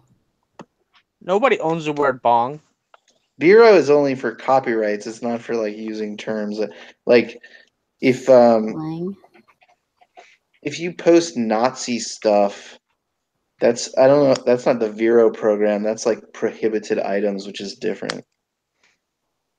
You don't want to be posting. Item? What's up? Would a bong not be considered a prohibited item? Do you want to look up the word bong right now and find out? Watch. Put in reefer. Bong. Hey, look, a bong. I only ask because I'm in Texas and it's not legal here. Well, to, I mean, you know. technically, a bong isn't illegal until you put weed in it. So, Well, that's true. It's So- tobacco is okay. the term bong just comes from. I think it's Vietnamese. The Vietnamese pipe is called the bong. Hits from the bong. Hits the from the Cypress Hill? bong. That What's you up? used to like them? You can't Cypress use Hills? that terminology here. I can't use bong terminology. I'm sorry. Not Is Yeah, that in against Texas. the policies of YouTube? No, in Using the word- Texas. I saw like cannabis weird advertising stuff on eBay all the time. eBay is a weird Really? repository of all kinds of stuff. I went to an estate sale one time and there was like a bong from the 60s that had like a wooden bowl and like this weird acrylic that looked like it would like totally give you cancer. And I didn't buy it because it smelled like weed, but it was like, in the back of somebody's closet, like it was probably like somebody's kids. I So- found some really cool hookah equipment, but YouTube. Now, I and found Google somebody's all really kinds of stuff. old rolled joints in some old clothes, but it just smelled like dirt. Oh yeah, I found cocaine. What I believe, Ooh. well, I believe to be cocaine. I believe to be methamphetamine, and I believe to be cannabis. Well, I know is cannabis. All in pockets of clothing from the bins. Wow. I haven't I've been heard I haven't been to finding, the like, bins before. mice This is and just like a stuff. jacket. I found I found a lot of weed at the bins, a lot, and it's always like scraggly. It's never good. You never find good weed at the bins. It's always scraggly weed in like some kind of old, ditchy old Corey, bag. you know how everybody on YouTube is always like, dude, you're messing up the business of reselling. People are gonna go, now I think you did. You're like, yo, there's weed at the bins. There's Yeah, but 2,000 people there. Yeah, they'll be sorting through the stuff for you though. Like, sometimes when you get that person in front of you who just starts throwing stuff to the side that's good because they're looking. I love that. They're looking for one particular thing. There's people who come to the bins here in Portland near the one near my office, and I think Nicole was talking about this too. They pick up all the purses and then they just look for money in the purses and they put them back. There's people that do that at our bins with all of the clothing. If it has pockets, all they're doing is looking for money.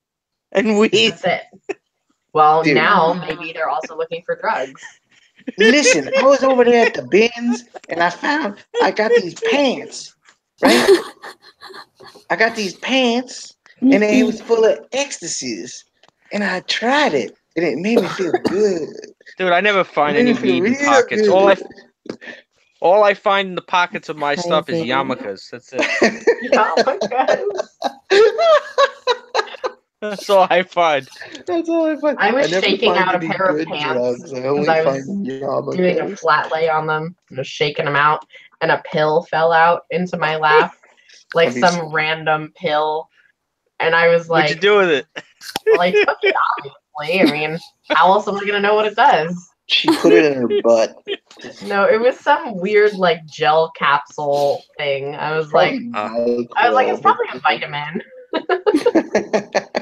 I've never found anything. Oh no, I did find a Klonopin in a vintage purse. That I did flush that. like 1977 opiates from 1977. I was Well, like, I mean, no It good. would be amazing if you found like a very large So okay, let's say somebody had like a vial of acid, like hundreds of hits of acid in in a pocket or something. You just wouldn't know what it was. You would just get rid of it. You just would never know. Because Yeah. like, what are you gonna like taste something that was in like some kind of weird bottle? If it I was don't know like when you take acid anyway, so. Is that true? Is that just a wives' tale? Is that true? You get a permanent trip if you take the wrong acid? no. My There's no stepfather difference. swears that it's true, and him Really? and my mother are I mean, big drug addicts. So It can change the way that your brain works, but I don't know if that's like a flashback per se. But Dude, I was watching on YouTube. I was flipping, and I was watching this like Flipping. 1960s Dude, it was so dope. 1960s public service announcement about LSD, and they're like, Jimmy is going on a trip, but he's not even leaving his own bedroom. Da-na-na-na. There's this amazing. So there was like there was some psychedelic research and mind control program in England, and there's these declassified videos, and they give all the soldiers acid, and it's supposed to make you more receptive, right? So like they would use it to interrogate people or whatever, or poison a crowd with it, and it's not really poisonous, but I think the LD-54 is very high, but so you would spray an army with it, and they just become like, they'd start playing the bongos and like Super soldiers. eating grass or whatever, and the opposite of super soldiers. But so there's a video of them giving it to High Pick with Joy. There's a video of them giving it to these British soldiers, and like they just start talking to the trees. This dude like sitting up, and all they're doing is trying to line them in a line. That's all they're trying to do, and they can't do it. There's no threat of violence that will make them go blind. There's no communication that they can make to make them sit still. Like they're just like sitting around, rolling around in the leaves. Like they're all on their own. Like they're all on their feeling groovy. Amazing. I thought you were gonna fucking talk about MK Ultra or something on this episode. I think that's it. MK Ultra, right? That's the I mind think control that was stuff. US though. What's up? I think that was US and Canada. I don't think that was British. Okay. Yeah, but there was But a it was British. basically like the same thing. This Yeah, there was a CIA British mind a British control side of it. drug. He was probably just the guy doing the documentary. I'm personally obsessed with like understanding consciousness and like kind of like I'm very curious about like what we are and where we came from, because I don't think that we know, and I think that that's a huge part of our like the problem with our existence and our coexistence is that we don't know where we're from, we don't know where we're going, and we're just like here, a lot of us. So, and we don't really know why. Not that we could ever know why, or that we deserve or need to know why, but damn it, it's an interesting pursuit. Like what? So, like how we like everything that's from the external is sensed by our internalness. Like our mind is what's perceiving what's around us. So there's nothing external. There's only internal, because even though we interact with it in this odd way, it's all coming through our senses and being deciphered, like converted into a world that we can understand, right? There must be so much stuff beyond our understanding that's literally right in front of us. Did you ever hear that guy? I think his name was Alan Watt or Watts. Alan Watts, yeah, I've heard of Alan Watts. Yeah, he's trippy. You watch his stuff, you're like, oh man. Can you give me an example of like one of his ideas? I don't know. I thought you knew. I was just watching late at night, watching his videos. You're gonna have to watch it over, and he's like very Eastern, like philosophy, like Buddhism kind of stuff. Yeah. I mean, very trippy. I don't know a lot about him. His name comes up in a lot of consciousness, like research conversations, So, Reezy says he's big into ancient astronaut theory and psychedelic research. Sound is one thing that connects us all. It's one of, I don't know if it's sound or if it's vibration, and I don't know if all vibration is sound and all sound is vibration, but there is an aspect to, we have a vibratory, there's something about the way that matter is like formed, because like we can't tell the difference between when we look at matter and we try to view it as a particle, it appears as a wave, and when we try to view it as a wave, it appears as a particle. And that is a huge problem, because it just shows that we cannot observe things on the most basic level correctly, like based on what our hypotheses are, So, yeah. I mean, people, like, good is always considered like the light, and evil is always considered the darkness for some reason. So there must be something to light. To that. Yeah, maybe there's something to it. I don't know. I mean, religion exists culturally around the world. I don't believe in it. Like, I don't believe that. So I have this Venn diagram, and it's like either all religions are right or all religions are wrong. There's no way that there can be a truth that's outside of that. Either everything is correct or everything is wrong. There's no single right answer when it comes to that sort of thing. So, yeah, I don't know. I kind of got a little bit tangential there for a second. I apologize. Did somebody just join the chat or no? I just like I saw some. Michelle is here. Hi. Touch. Hi. Hi, Michelle. How are you? I'm good. How are you guys? Well, I know how you. We're just talking about the universe and existence and Drugs connection. and religion and Yeah, all the stuff I'm sure they love. typical reselling chat. It always starts with the drugs, but the drugs are just the gateway to consciousness. Different forms of consciousness. I mean, why do people take drugs? Escapism. Not always. Not always. Some form of escapism, I think. Good or bad. I think so. Hey, you want to escape from doing your listings? You say, "Let's go smoke that weed." Is that what you do, Rob? Or is there something No, I say, else? "Let's go get some fast food." That's He's what I like, hey, we need to go to the ATM. We need to get some of that Scarol. We got to buy some of that that Garanja. That Gagaranja. That's why I'm 50 pounds overweight. That's Do you smoke the ganja? Who, me? Yeah. Nah. Okay. That doesn't. I get paranoid very easy. Very easy. I believe that.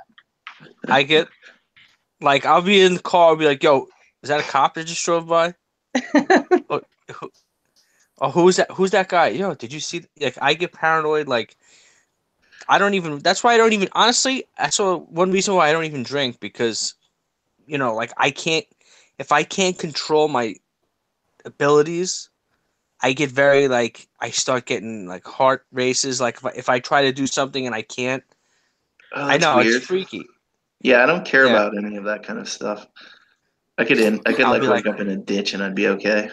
Probably just get up and grab a beer. I'll be like, why can't I touch that? But then I'll go back to drinking, and then I'll.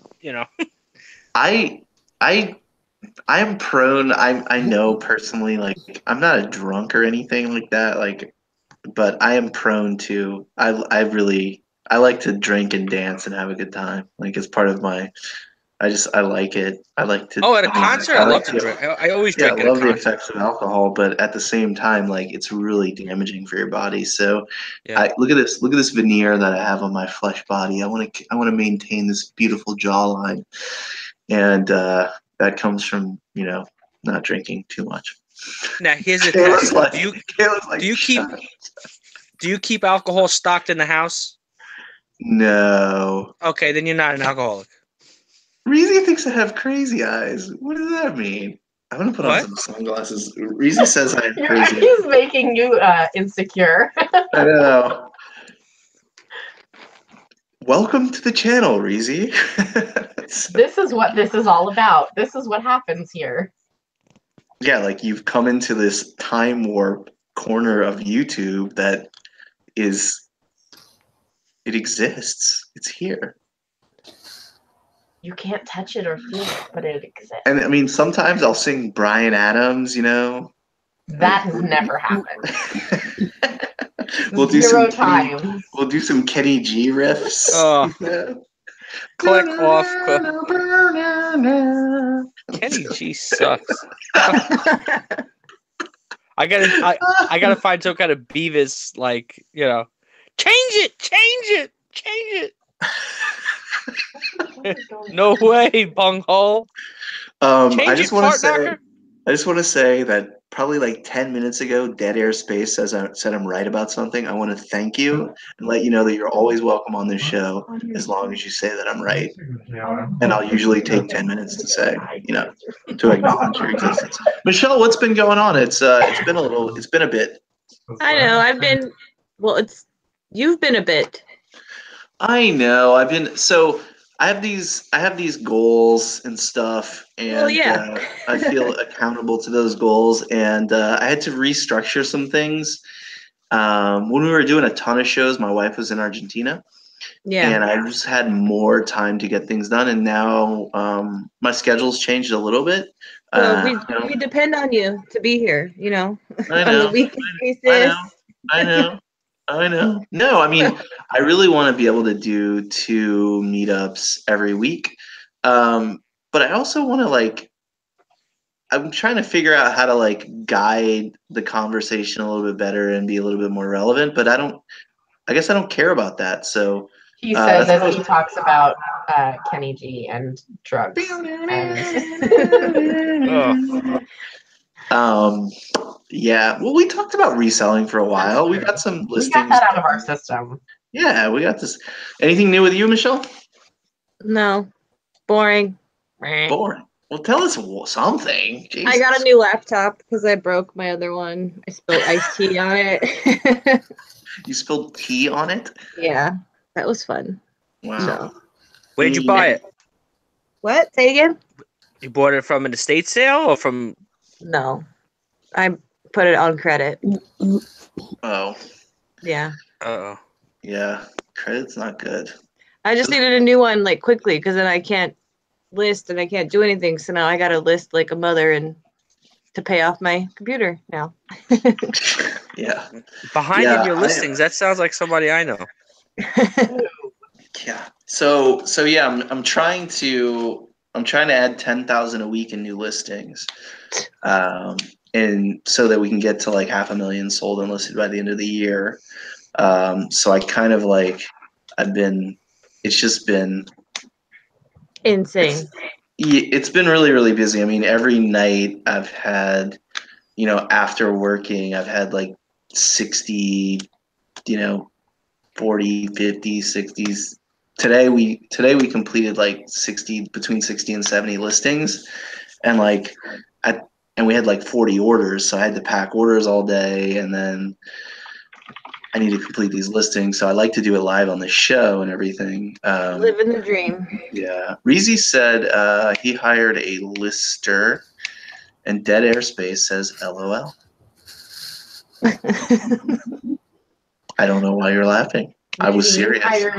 You hired a lister for eBay. Why don't you come on the show, Mr. I know, he said he put his Extraordinaire? Then he put his webcam away, but I think he's just afraid of joining the group.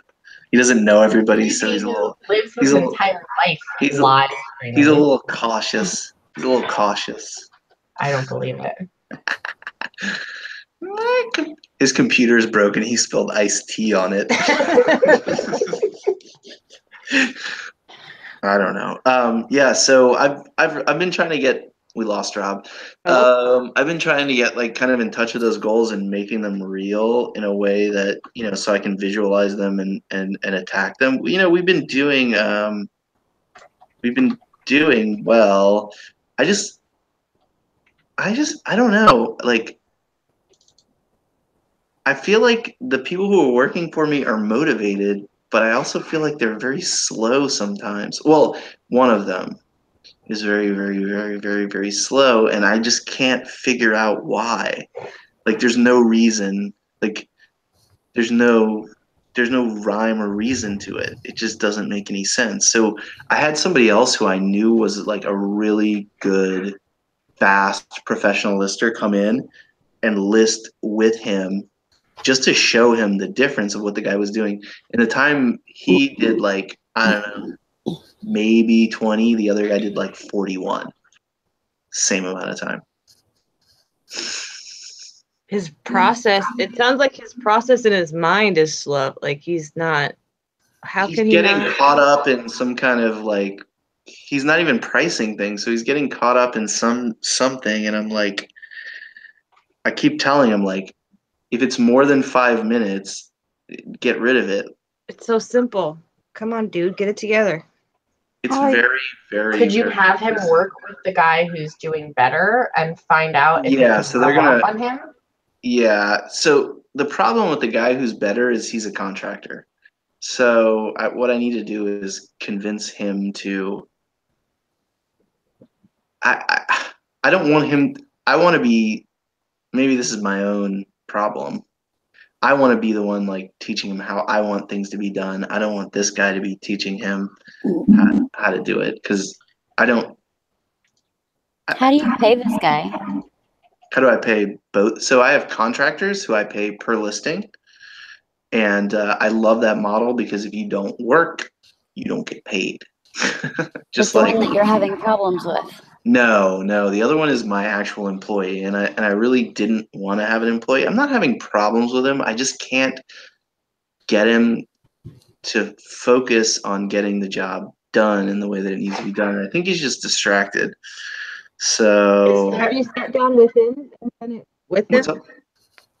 Have you sat down with him and done it? Like, have you? Yeah, I did, and that's what we're gonna do tomorrow too.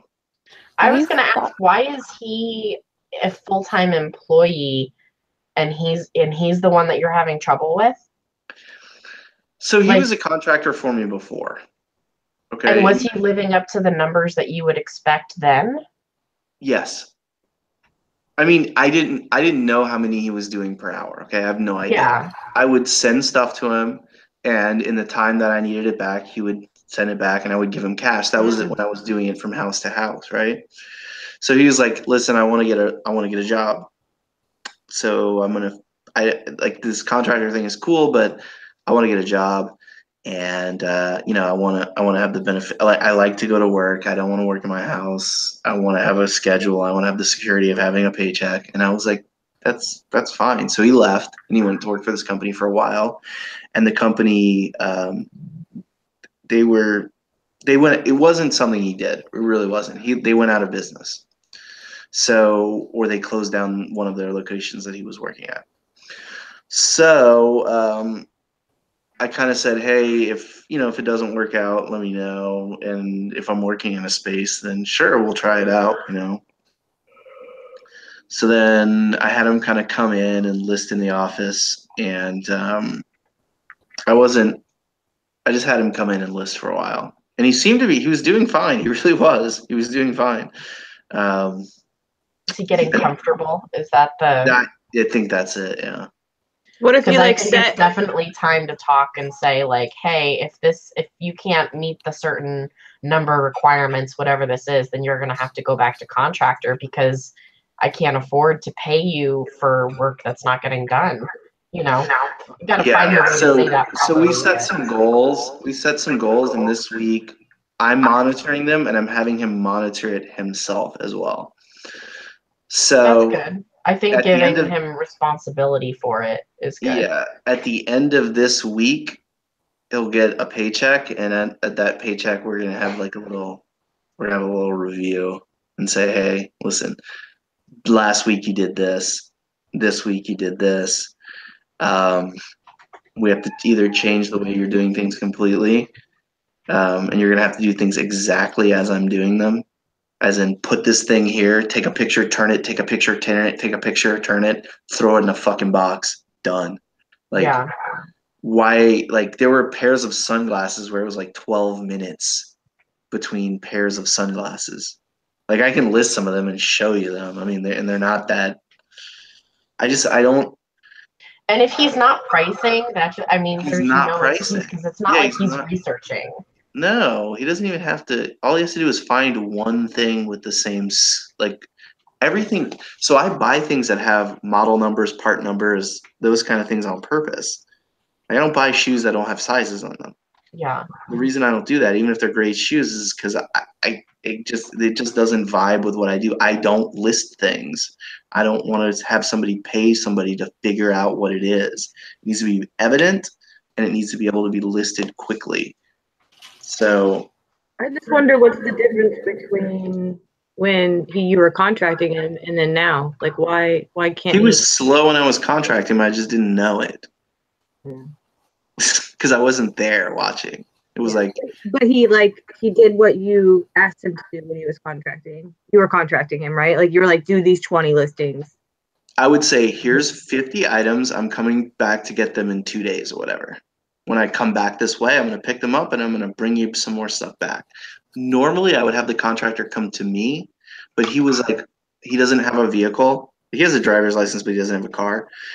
And he lived on a route that I was already taking. So if it wasn't that way, I wouldn't have done that. But yeah, he would drop off the stuff when required and be done when required. Like, but God, it might have taken him all day to do 10 items. Yeah. So weird.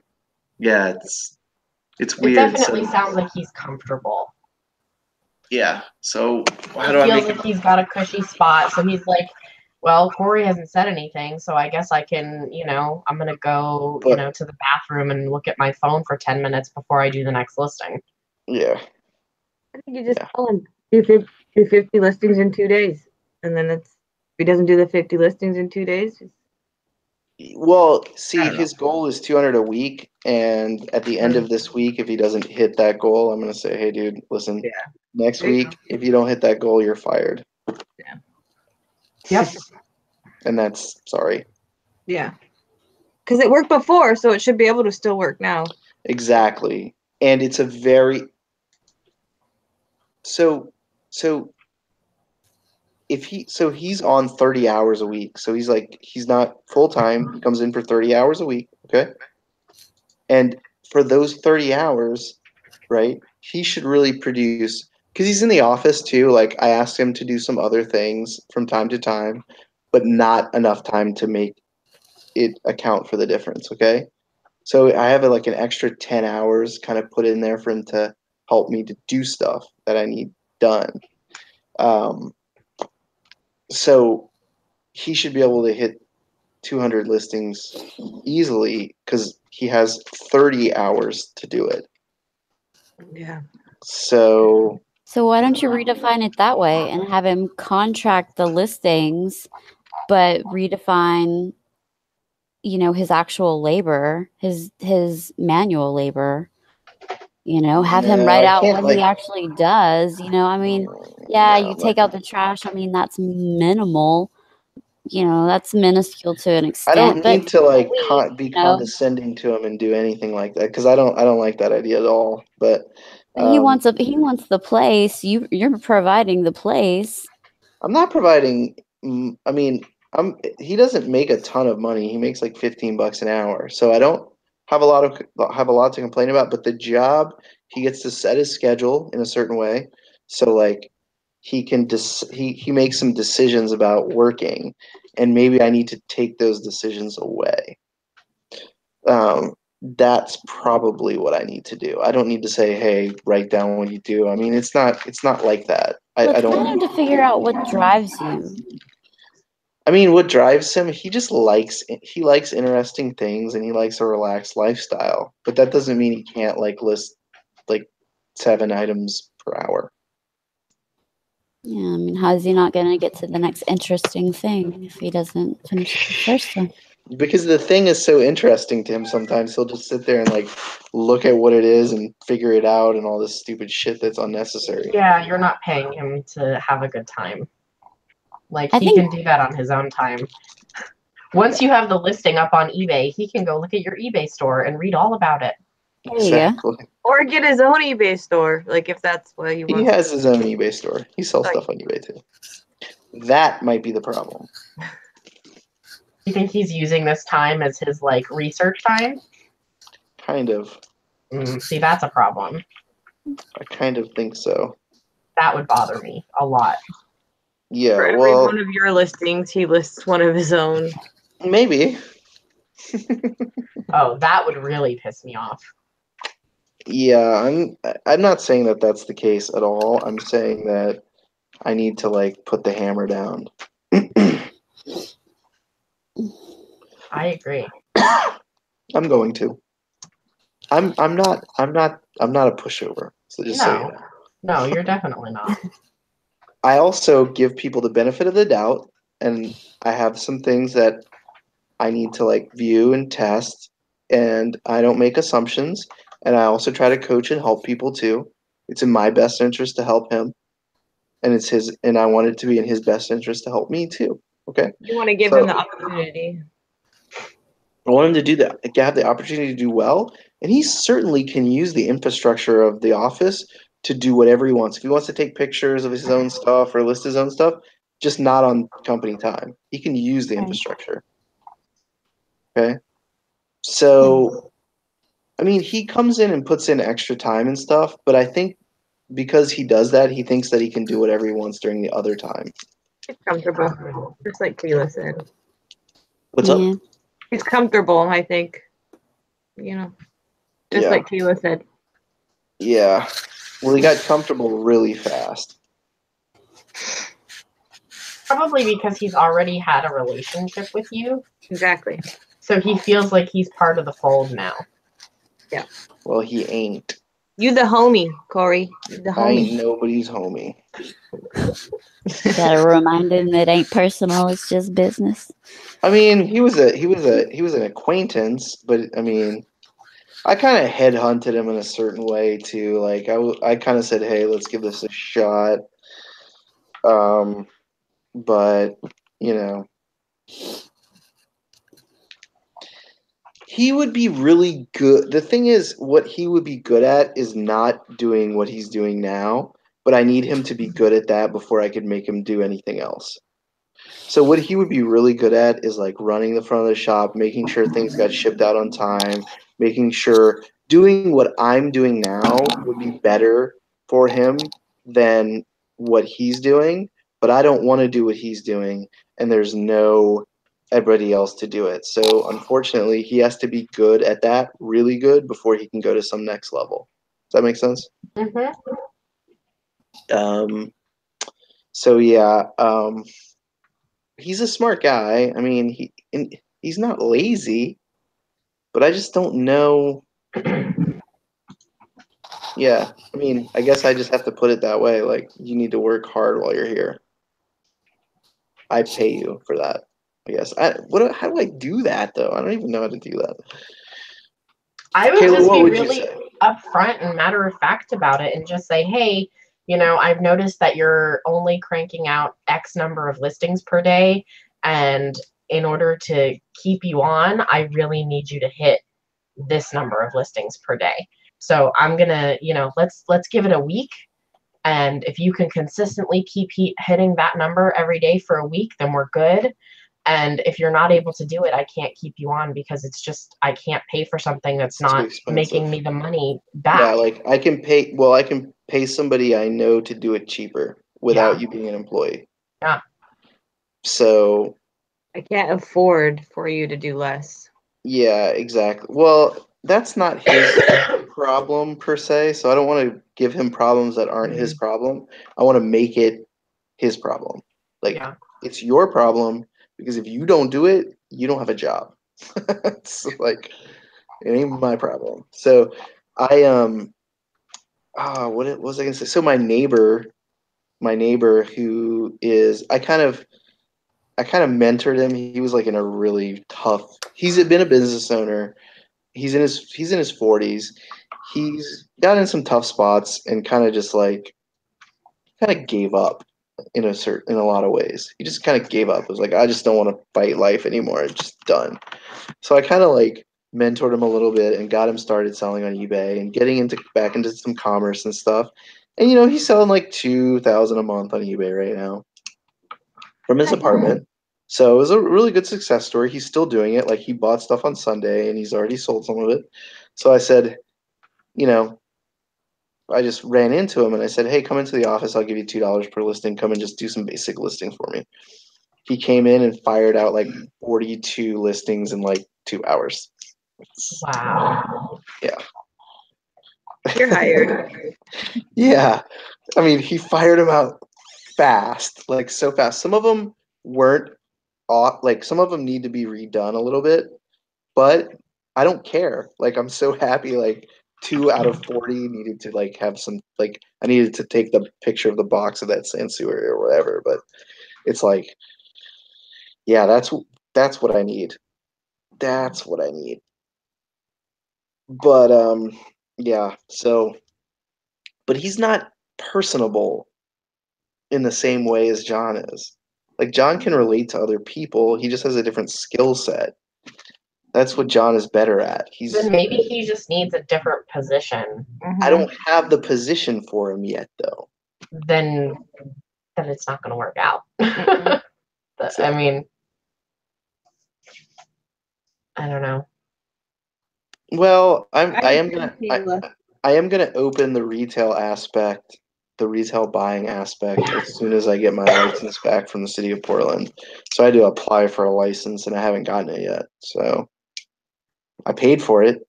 I cashed the check. I just haven't gotten the license yet.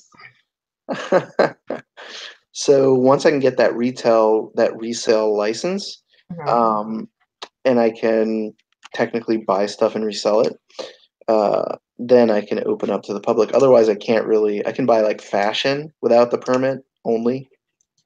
But technically, even in Portland, even if it's consignment, you have to have this license, right? So I thought that I could get around it by doing consignment, where I didn't actually own the product; I just housed it. But they consider it in-house, and because the sale happens on your property, basically, it is you selling it. So it doesn't matter how you contract that out, you still need it. I don't need it right now because I only buy from organizations. Yeah. I don't do like buying from the public per se. When I buy, it's from an estate sale company. I mean, there might be a random buyout, but I usually make that stuff like clothing on purpose. I don't buy things that I don't really buy from individuals at the moment. It's just not part of how I do things, but I think it's a good option, or maybe it's not a good option. I've been thinking back and forth. Do I want to do this? Like, do I want this stuff to come into the shop still, or do I want to like keep the whole thing kind of like secretive back there? I think you're going to have to try it out to really know what you want. Yeah. I think without giving it a shot, if you decided right now that that's not what you want to do, you'd just be like, oh, but what if that was a really good idea? Yeah, you're right. That's exactly how I am, and that's exactly what I would say. Yeah, I think you have to try it. And then if it doesn't work, you're not out anything really. Like, you just don't do it. Yeah, I mean, I had to apply. I already applied for the license anyway, so which is probably a good thing to have. Yeah, doing what I'm doing, if I needed to prove anything to anybody, even if I was buying from estates, is better to have that license. That's because I am doing secondhand sales, so aftermarket sales. So right now I'm totally legitimate. I'm totally legitimate. I have receipts from the estate sale companies who in turn are supposed to have these licenses. I don't know if they do though. Even if anytime you're buying anything from the public or selling anything from the public and you're in Portland, and it's not from like a store, like an actual store business, it's aftermarket. There's this weird law in Portland that you have to have this permit, which I think is kind of like against the law. Maybe I don't know if that would hold up in like some actual higher court, because I don't know. It's to protect from like theft and stuff, which I totally understand. Yeah. But you should just do the due diligence not to buy things that are stolen. Yeah, but how many people are going to listen to that? I mean, you should. Yeah, there should be laws that hold you accountable. But like having a permit to sell aftermarket things is, I don't know. It's kind of interesting. Clothing is not on that list, though. Like I said, like clothing, accessories, but almost everything else. So somebody could come in and sell me a Birkin bag. They couldn't sell me a Walkman.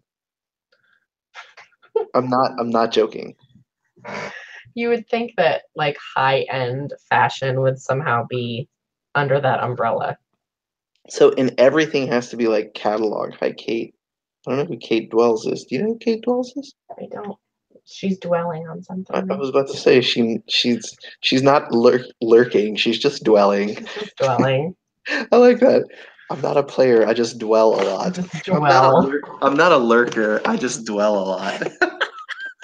So I have a fun sort of resale story to tell. Okay. It's not exactly my story, but I am involved in the story. So today while I'm browsing Instagram, I see a photo that someone posted of something that they sold on eBay.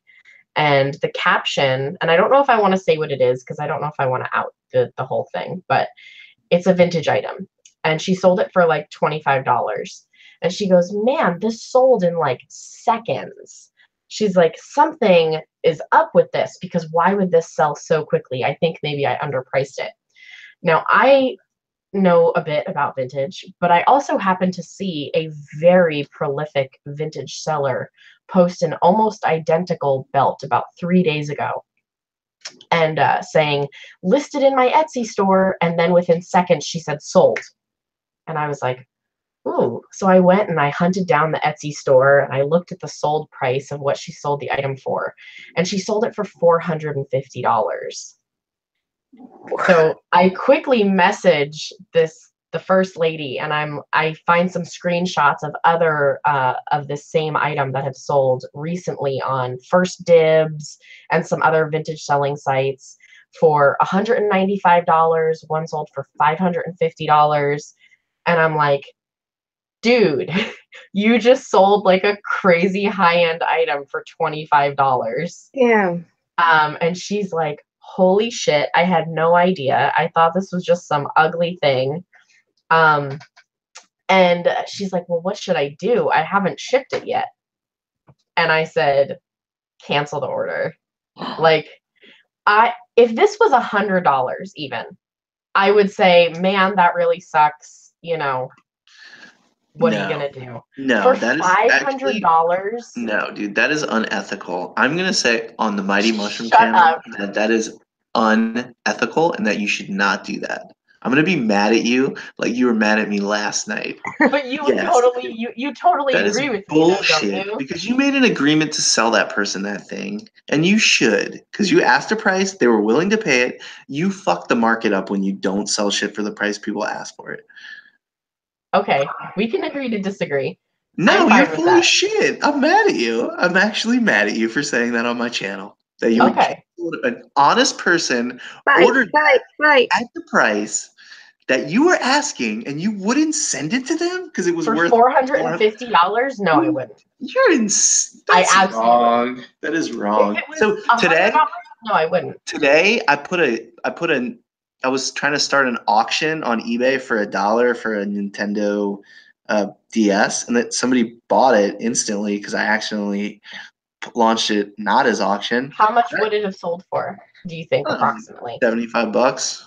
Yeah, I don't think that's worth it. $450 is that's like somebody's rent payment. No, it's the same thing. I It's just disagree. it's the $75 for $1. I paid $1 for the thing, and I put it up at auction for $1. Anything less than $100, I wouldn't care.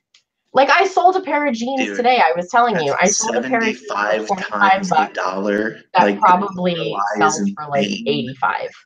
And I fucked up and I was like, oh well, that sucks for me. $500, you're damn right. I would cancel and take the defect, and I would take that negative and I would wipe my tears with my $500 bills. I would never do that. I would never trade a negative feedback for $500 And ever. I'm not saying that anyone else should. She asked what I would do, and I told her what I would do.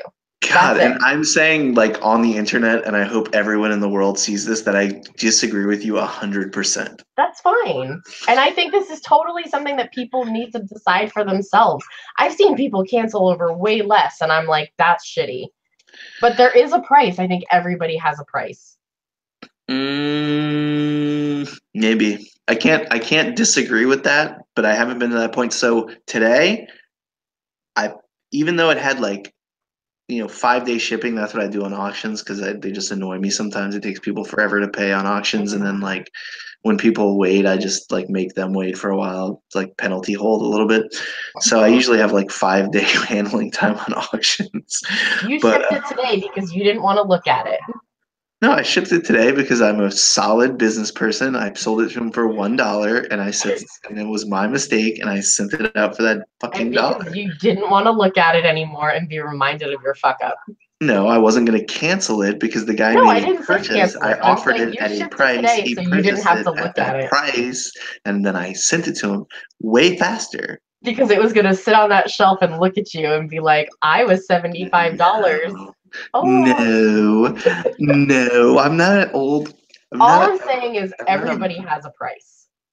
And I Okay. would say bullshit if there's not something in your inventory that you wouldn't have been like, oh fuck.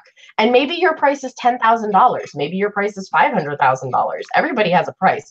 Mine is probably around that $250 range.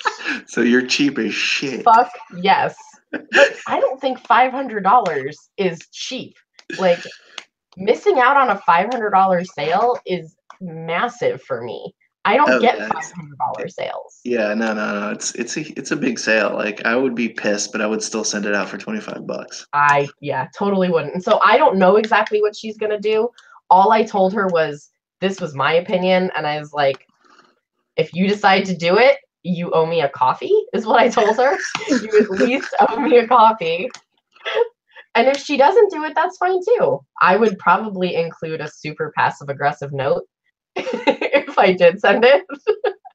Dude, Be you're like, so I hope you black make a hat. lot of money on this. Actually, I can't believe this right now. I thought you were more on the. I didn't realize you're so pitched from on the gray to the black. I feel like I'm kind of like chaotic neutral. I would say that's I'd say that's not neutral, but chaotic. I don't think that's evil. I didn't say it was evil. I said it was not neutral, but chaotic. You have to pick though. Well, I mean, if you want to equate ethics to evilos, if you want to equate what I feel think like is so unethical. The thing is, yes, you are saying that I will sell this to you, but by breaking that contract, you get a negative. You can actually avoid that by just saying that the customer wanted to cancel. You can. I didn't tell her to do that, and I wouldn't do that. I would absolutely go ahead and whack me on the knuckles. I will take my defect, and if you want to leave me a negative, I won't even complain about it. I feel like $500 is worth one defect and one negative all day long. Oh no, I hate negative feedback. Ugh. Oh, I would take a negative just to get $500 cash. If someone's like, I just want to leave you a negative, that's my fetish. I'd be like, do it. Like $500. What's your opinion of removing negative feedback? Like, so let's say you had some option where you could like remove negative feedback. Would you remove all of your negative feedback if you could just hit a button and remove it? No. Okay. I feel like it would be overused, and I feel like, so I have one negative feedback right now, and it's a woman who bought a pair of shoes, and I don't take returns. She bought a pair of shoes, and they didn't fit her. They're J. Crew shoes. So they're not some, like, weird vintage brand that, like, they're J. Crew. You could go into a store and try on a pair of J. Crew shoes. And so she opened a return, and I declined it because I have that option as someone who doesn't take returns. And she didn't send me any messages after that or anything. She just left me a negative that said that, I don't even remember what it says. It says like, I'm misleading or something about my sizing or something like that. And I'm like, I thought about it and I was like, maybe I could get it removed. Oh, shoes did not fit. They run small, and the seller didn't state that. So first of all, I'm not a size 6 on my best day. So there's no way. I mean, they do run small for me because I'm like a 9.5. So they're super small. But so, maybe I could have contested it because how am I supposed to know how they run? But it wasn't worth my time to call eBay and argue about it. And I'm like, that's one negative out of 1,900 positive. And I think if somebody read that negative, they wouldn't think it's a negative on you. Exactly. The negative doesn't say, like, the seller's a horrible person who made me cry. And maybe I'm wrong here, but I think that when people see there's a certain eBay buyer, they're those old chiseler bastards. You know who they are because everybody's dealt with them. They look for a weakness and they try to exploit that. Especially what they do is they go after new sellers and they just beat the shit out of new sellers. Totally. Being a new seller on eBay is tough because they will fuck with you hard. Totally. My cousin learned that pretty good. I was like, they listen. Know all the ins and outs. Yeah, dude, grin and bear it because you have no feedback and they can kind of fuck you over and you just have to walk through the minefield. Hopefully, he stepped on a couple of landmines, definitely. He stepped on a couple of landmines, but he figured out how to get through it. But new sellers are always really, really at risk because only a couple of negative feedback can get you put into below standard, or it used to be. So now they changed the rules a little bit. Negative feedback doesn't affect your seller rating like it used to. So eBay has a very labyrinthine system of understanding. If you want to understand how feedback used to work, there were like these detailed seller reports that you didn't even get to see that decided whether you could sell on eBay or not. So your competitors could totally come after you. Your competitors could like shut you down. They had groups of competitors who would just like buy stuff and give people low DSRs, but leave positive feedback. So there was like a lot of controversy and all kinds of red door, blue door crap on the internet and all that stuff. And it's just, I remember being a new seller and like things that were obvious bullshit. Somebody would be like, I got this thing and it's blah, blah, blah, blah, blah, blah. And you're like, I know that's not true. They're just fishing. And they're like, well, I'm not happy about this, and you need to take care of this, and they say things. They know what not to say. They know what not to say, and after I got like a much higher seller status, they don't mess with you anymore because they know that really they can't. They know that you know better. They know that you know better, and they know that they can't damage your feedback. Right? Would you remove every feedback if you could, like with a click of a button? Absolutely, 100%. Really? You don't think any of them are deserved? I would remove all feedback. Oh, okay. So Forever. You would remove positive feedback. You'd have a no feedback system. No feedback. I would only have like testimonials or something like that. I wouldn't have the yes or no feedback thing that they have. I would want the I would this is what I said this last night too. I think that the platform should endorse you. I think that's what could make eBay way different. They say, Corey, I'd say, hey, Brian at eBay, come sit down in my office and have a coffee. This is how I operate my business. I think that businesses like mine are an integral part of how eBay works. I want you, eBay, to say, we know this guy, we trust him, and he can operate freely unless like they could have an internal system, but I think that I just don't like feedback at all. I don't like Yelp. I don't like any of those sites. I think they're fucking ridiculous. The negative, I got negative feedback a couple of months ago or whatever because a guy didn't like the shoes and like exactly what you were talking about. And it was like he basically they removed it, but he was like, if you don't do this, I'm going to leave you negative feedback. It's like, no, I'm not doing it. They're not allowed to do that for Yeah, sure. I'm drawing a line in the sand and I'm saying, you know what? I really just don't care. Like I did that. And then after I was like, I did everything how I should. But then at the end I was like, I could have done this a different way. Like really the reason I have 100% positive feedback on eBay really is because I really feel like I go beyond the realm of what is expected. Like I always try to add something extra. I'm not into fancy packaging. I hate that. Like when I get stupid packaging that's like extra packaging or like a pack of. So this is a story. Like we were talking about stories. I know it's getting kind of late, but I'm going to tell this story because it's really true. And I'll tell you what happened. So I decided I was going to order from some eBay sellers and see how they sold clothing. So I just wanted to see how other people did it, right? What you should do is order from a bunch of people. I ordered like 10 items. This is right before I got into clothing. And I really got more into clothing like just only like a year ago. I mean, I sold some clothing items, but I never had like 30% of my inventory as clothing, which it is now.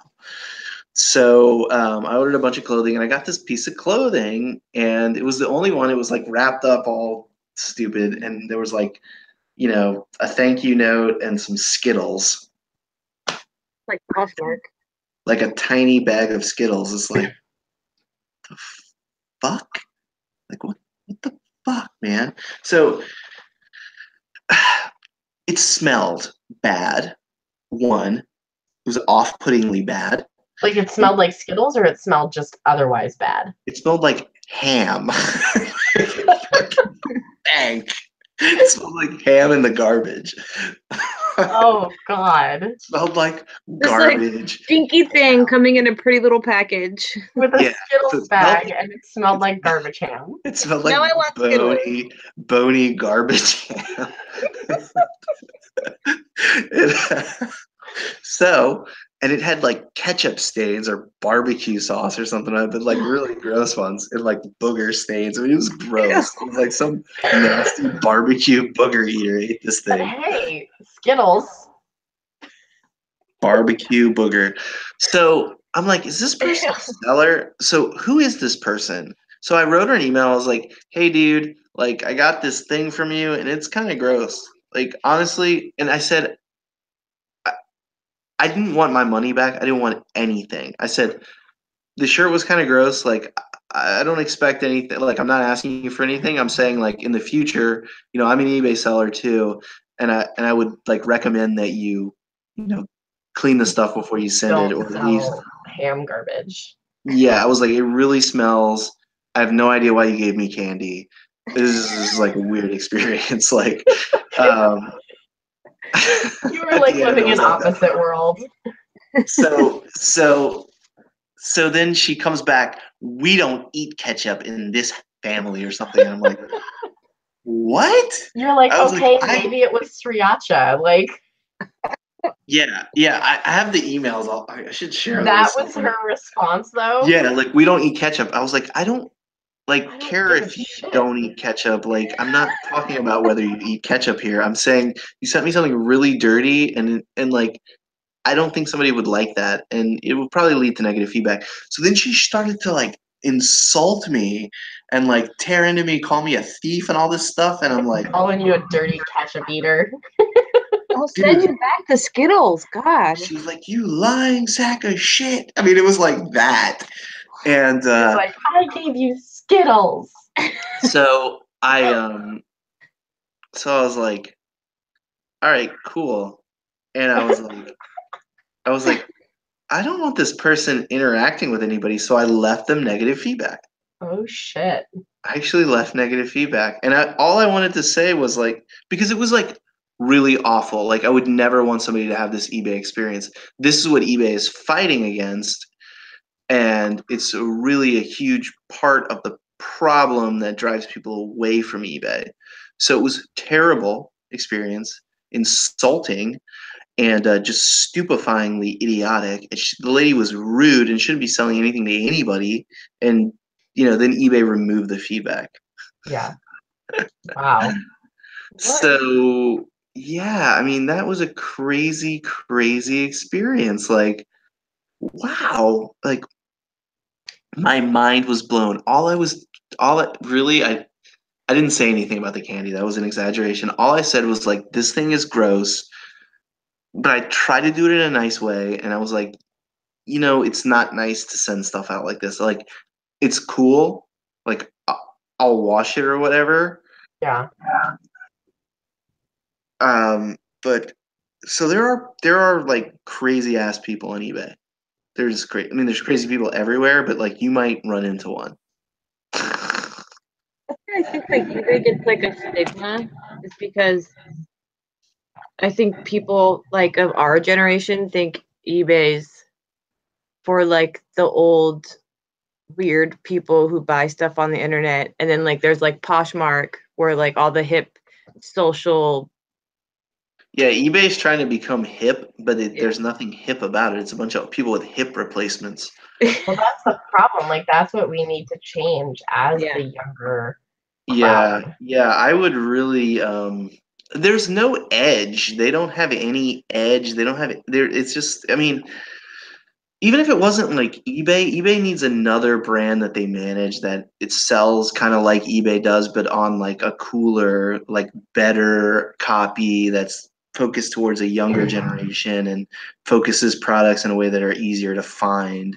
They could so make something that dominated the market again very easily, but they don't seem to be focused on doing anything like that. So That's what worries me about eBay. I Really. agree. The feedback system seems really antiquated. The what? The feedback system is very antiquated. It's so antiquated and ridiculous. And I've explained this to several people. Like, okay, I understand people leave negative feedback, whatever, right? If somebody is really like wanting to do business, they should be willing to work with you to make the situation right if you're willing to do it. And negative feedback shouldn't be posted until it's over with. You shouldn't be able to post negative feedback until the deal is completely done. Like it is over. Like there is no hope of change. Mm-hmm. That should be the last resort. Kayla, do you sell on Macari? I have a little bit, but it's, I don't know. It seems a little bit like swap meaty and kind of like selling in someone's like basement. Like that's how Mercari feels to me. See, I mean, I could see that, but then I also see it as like it's totally geared towards like, I don't know how to say it the right way, like urban, like hip.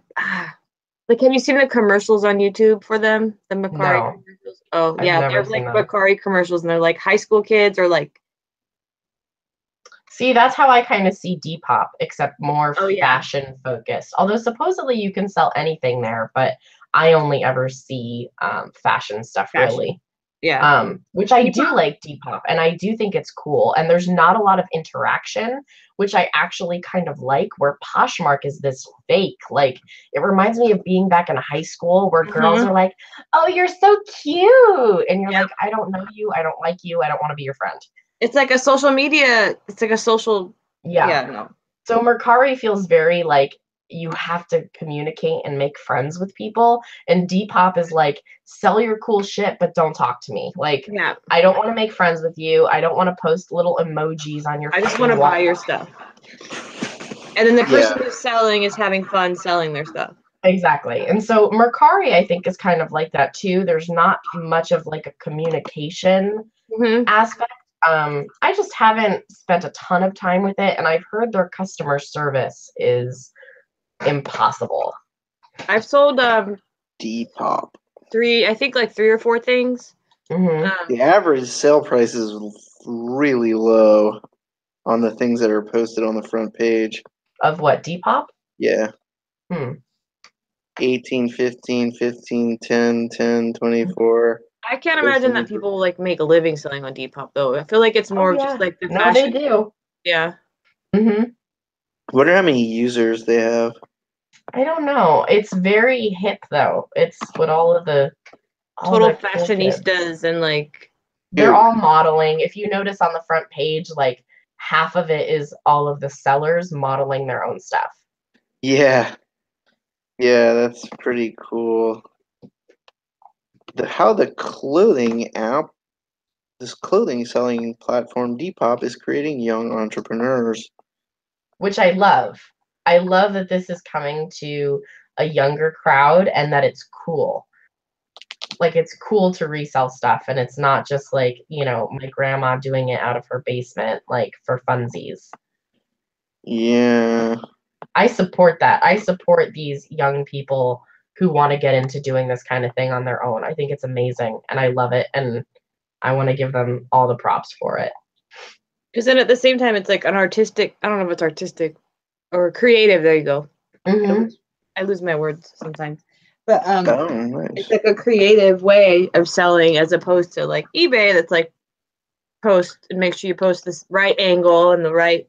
Exactly. And if you don't post it on this kind of a background, it doesn't get like, this is like, just go have fun with it. And, you know, you get to buy clothes that you like and sell the clothes that you don't like. And, you know, it's like a cyclical thing. A lot of these 3.3 million total visits, unique visits, 3.3 million in January. Average visit duration 3 minutes, and in that 3 minutes, the average user visits 10 pages. The bounce rate is 42%. That seems pretty low. Yeah, that's a really low bounce rate. Yep. United Kingdom 34%, US 30%. So, it's not something I would put all of my eggs into. Like, I Yeah. could never see myself making a full-time living like I do on eBay, but it is nice supplemental, and it is nice to know that it's there for certain niche items. And it's So like the blogger, it's the blogger universe, the bloggers, the outfit of the day people, and all those. Yeah. So Totally. just to give you an idea of the difference, just in traffic, and how much different eBay is, and actually seems more based on these numbers more has more in-depth searching and use.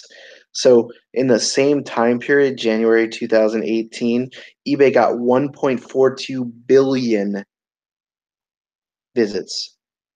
So do the math. That's 1,400 million divided by 3. How many times more is that? I would love to be able to narrow down those statistics into like an 18 to 25 Oh yeah, no, age range, and I then know, like how much money are they spending and in what category. well, Like, I that's love this kind of information that stuff. they would want to sell you. Yeah, of course. But that's the data that I want to know, and I love that kind of 1420. statistics. Like, that's the kind of stuff that gets me like all interested. But eBay it's not gets data about that's easy. 500 times more traffic than Depop. 500 times as much Mhm. traffic as Depop. And then I wonder if you break it down into, between Poshmark and Mercari. Oh yeah, and, that's like, not what I'm talking about. no. Yeah. I'm just interested in like that next step. Yeah. Well, I'm just saying, like, eBay is a behemoth. That's just eBay US. That doesn't include UK and Hong Kong and all the other markets. So it's got to be like, and those markets are bigger. The US is only 40, I think 38% or something like that of their total market share. So, And yet they're so antiquated. So imagine what they could do if they like that's what I'm stepped up saying. their Like, they're shit. fighting against Depop that has like 3 million unique visits. They have 500 times as many, and they're not doing anything with that. They're not doing anything new or special. I mean, I like eBay, but it's like it seems like they're putting lipstick on the pig now. Yes, they are. And I feel like it's just going to get worse. It's not like all of a sudden they're going to wake up and be like, oh, this is what we should change. Like, it's going to require people like all of us. Yeah, like, I gotta grab somebody by demanding the change. collar and be like, "Yo, dog, let's do this." Yeah. I will come and like sit there all day. You have to pay me though as a consultant. Imagine So eBay could pay a guy like me, a genius, for consulting. I mean, what would they come up with?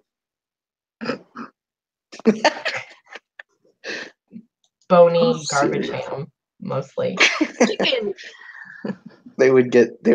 Chicken Decision would be part of their. Should I buy I've this been item? trolling the internet Decision so chicken? hard with Chicken Decision too. Like, I did like a fake launch date. Chickens for sale. Like, I'm gonna fucking make Chicken Decision. You guys are so ridiculous. I gotta go to bed. Yep, you should. Yeah, me too. Somebody has a 9 to 5. Oh, Oh, I'm sorry about that. Me too. I have a 9 to 9. yeah, pretty much. I wouldn't mind that. Or longer. Yeah, or longer. Well, tomorrow my wife's going to the gym, so I have to be back early so she can go to the gym. Okay, bye guys. We live a lovely life. See ya. Good Good to night. see you, Michelle. I'll wrap this up here. Sounds good. Oh, tomorrow, for the 11 people watching, tomorrow morning I'm having Collective Clothing on Sip and Flip. Oh, Sandra from nice. Collective Clothing, she's joining us. So, Which one? Sandra, Oh yeah, they're great. she will I be love on those Sip guys. and Flip in the morning, and she's awesome. She posted a blip of me on I Instagram. saw it. It was so not. I don't know. I like. It was good. Was it cute? Because I felt It like was I just cute. looked stupid. No, it was good. It was good. Don't worry about it. I trusted her, and when I initially met her, that's the only reason I gave her that interview. And it was like, it was really like, I totally laid it out. It was really fun. They were really cool. Yeah, you were. I wouldn't have. I mean, obviously, I speak candidly on this channel, but I own it, so I can delete whatever the fuck I want, right? So to speak candidly with somebody else when I can't I know control that's always things, hard. yeah, that's I mean, I'm totally okay with I'm convinced. it. Maybe I'm not that okay with it. Sip and Flip is a show that I do with my friend Crystal Tuesdays at 9:30 a.m. Pacific time. Yes, and they're really funny. And we They're have a really lot of fun. It's like Yeah. this, but like kind of like grumpy ladies instead of grumpy unisex. Grumpy. I don't know. Wait. Oh, so We're I not was on. grumpy, but we're No, you're not. You're not really grumpy. No, dude, I don't know what I took before that show, but I don't remember doing it at all. really? I have no memory of doing it. Was that when you were eating the pot granola bar? I didn't eat it though, as I recall. Did I eat it? I think you might have. Oh, that's why I have no recollection of it. It's so You weird. remember like going through your junk drawer in your underwear? No. Yes. That's so Like the first 15 minutes of the show is you sorting through your junk drawer. Is it interesting? Is it funny? Yeah, no, it's good. People were like, "Wow, every person you have on the show should go through their junk drawer." That's a really cool junk drawer, though. So, I mean, I guess it was a thing. People enjoyed it. need I to think go that was back like and one of our most watched episodes. I think it was just because we had a guy on. They were like, It's one of your most watched episodes? I think so. That's cool. Yeah, just because you had a dude on. I think that might be why. They were like, finally, someone else to look at. Your fucking faces. Dude, man. Anyway, it was wonderful to see you and chat with you and tell you that you're wrong about not sending that person their belt. Hey, you know what? It's not mine. Wrong. I was simply stating my opinion. All right. Well, it's lovely to see you, Kayla. Thank you for joining me on whatever the hell we call this thing. I'm sure it'll evolve. It's going to evolve. It'll be something else later, right? Probably. All right. I'll see you. Bye. Bye-bye. Bye, everybody. Thank you.